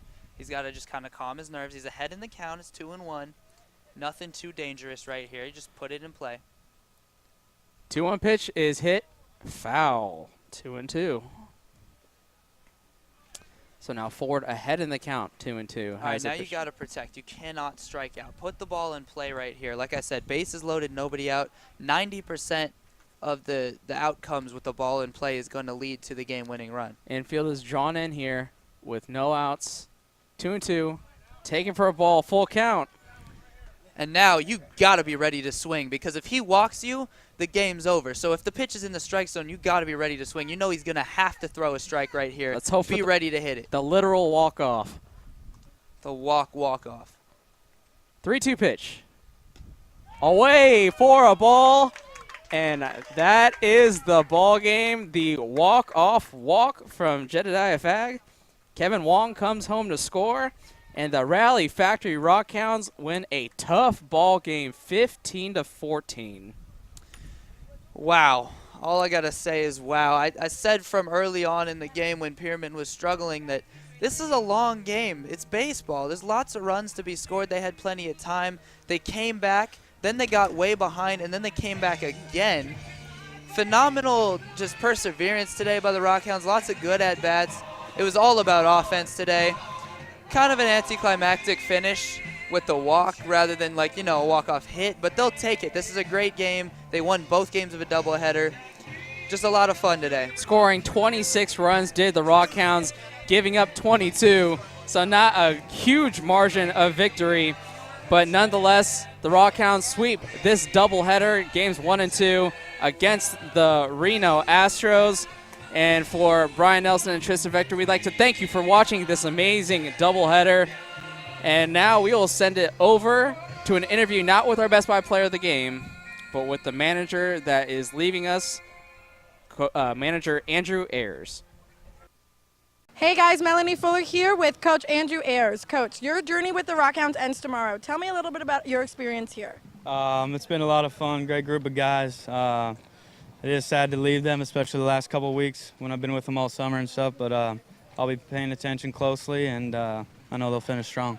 And what do you think you taught these young men about baseball and life? I'm just trying to teach them about the small things, playing the game the right way, throwing the balls to the right bases, eliminating giving up free bases. You can win a lot of games that way, so just trying to teach them that a little bit. And you got a full-time position as a coach at Sac State. How excited are you to start this new chapter in your life? I'm very excited. It's something I've always wanted to do since I got done playing. I played there for 4 years, so very close with Reggie, the head coach there, and I'm excited about it. Well, congratulations, Coach Ayers, on the win today and on your new journey. The Rock Hounds were able to defeat the Astros and come up with the sweep. I'm Melanie Fuller, and on behalf on Coach Ayers and myself, thank you for supporting the Solano College Sports Network. Okay.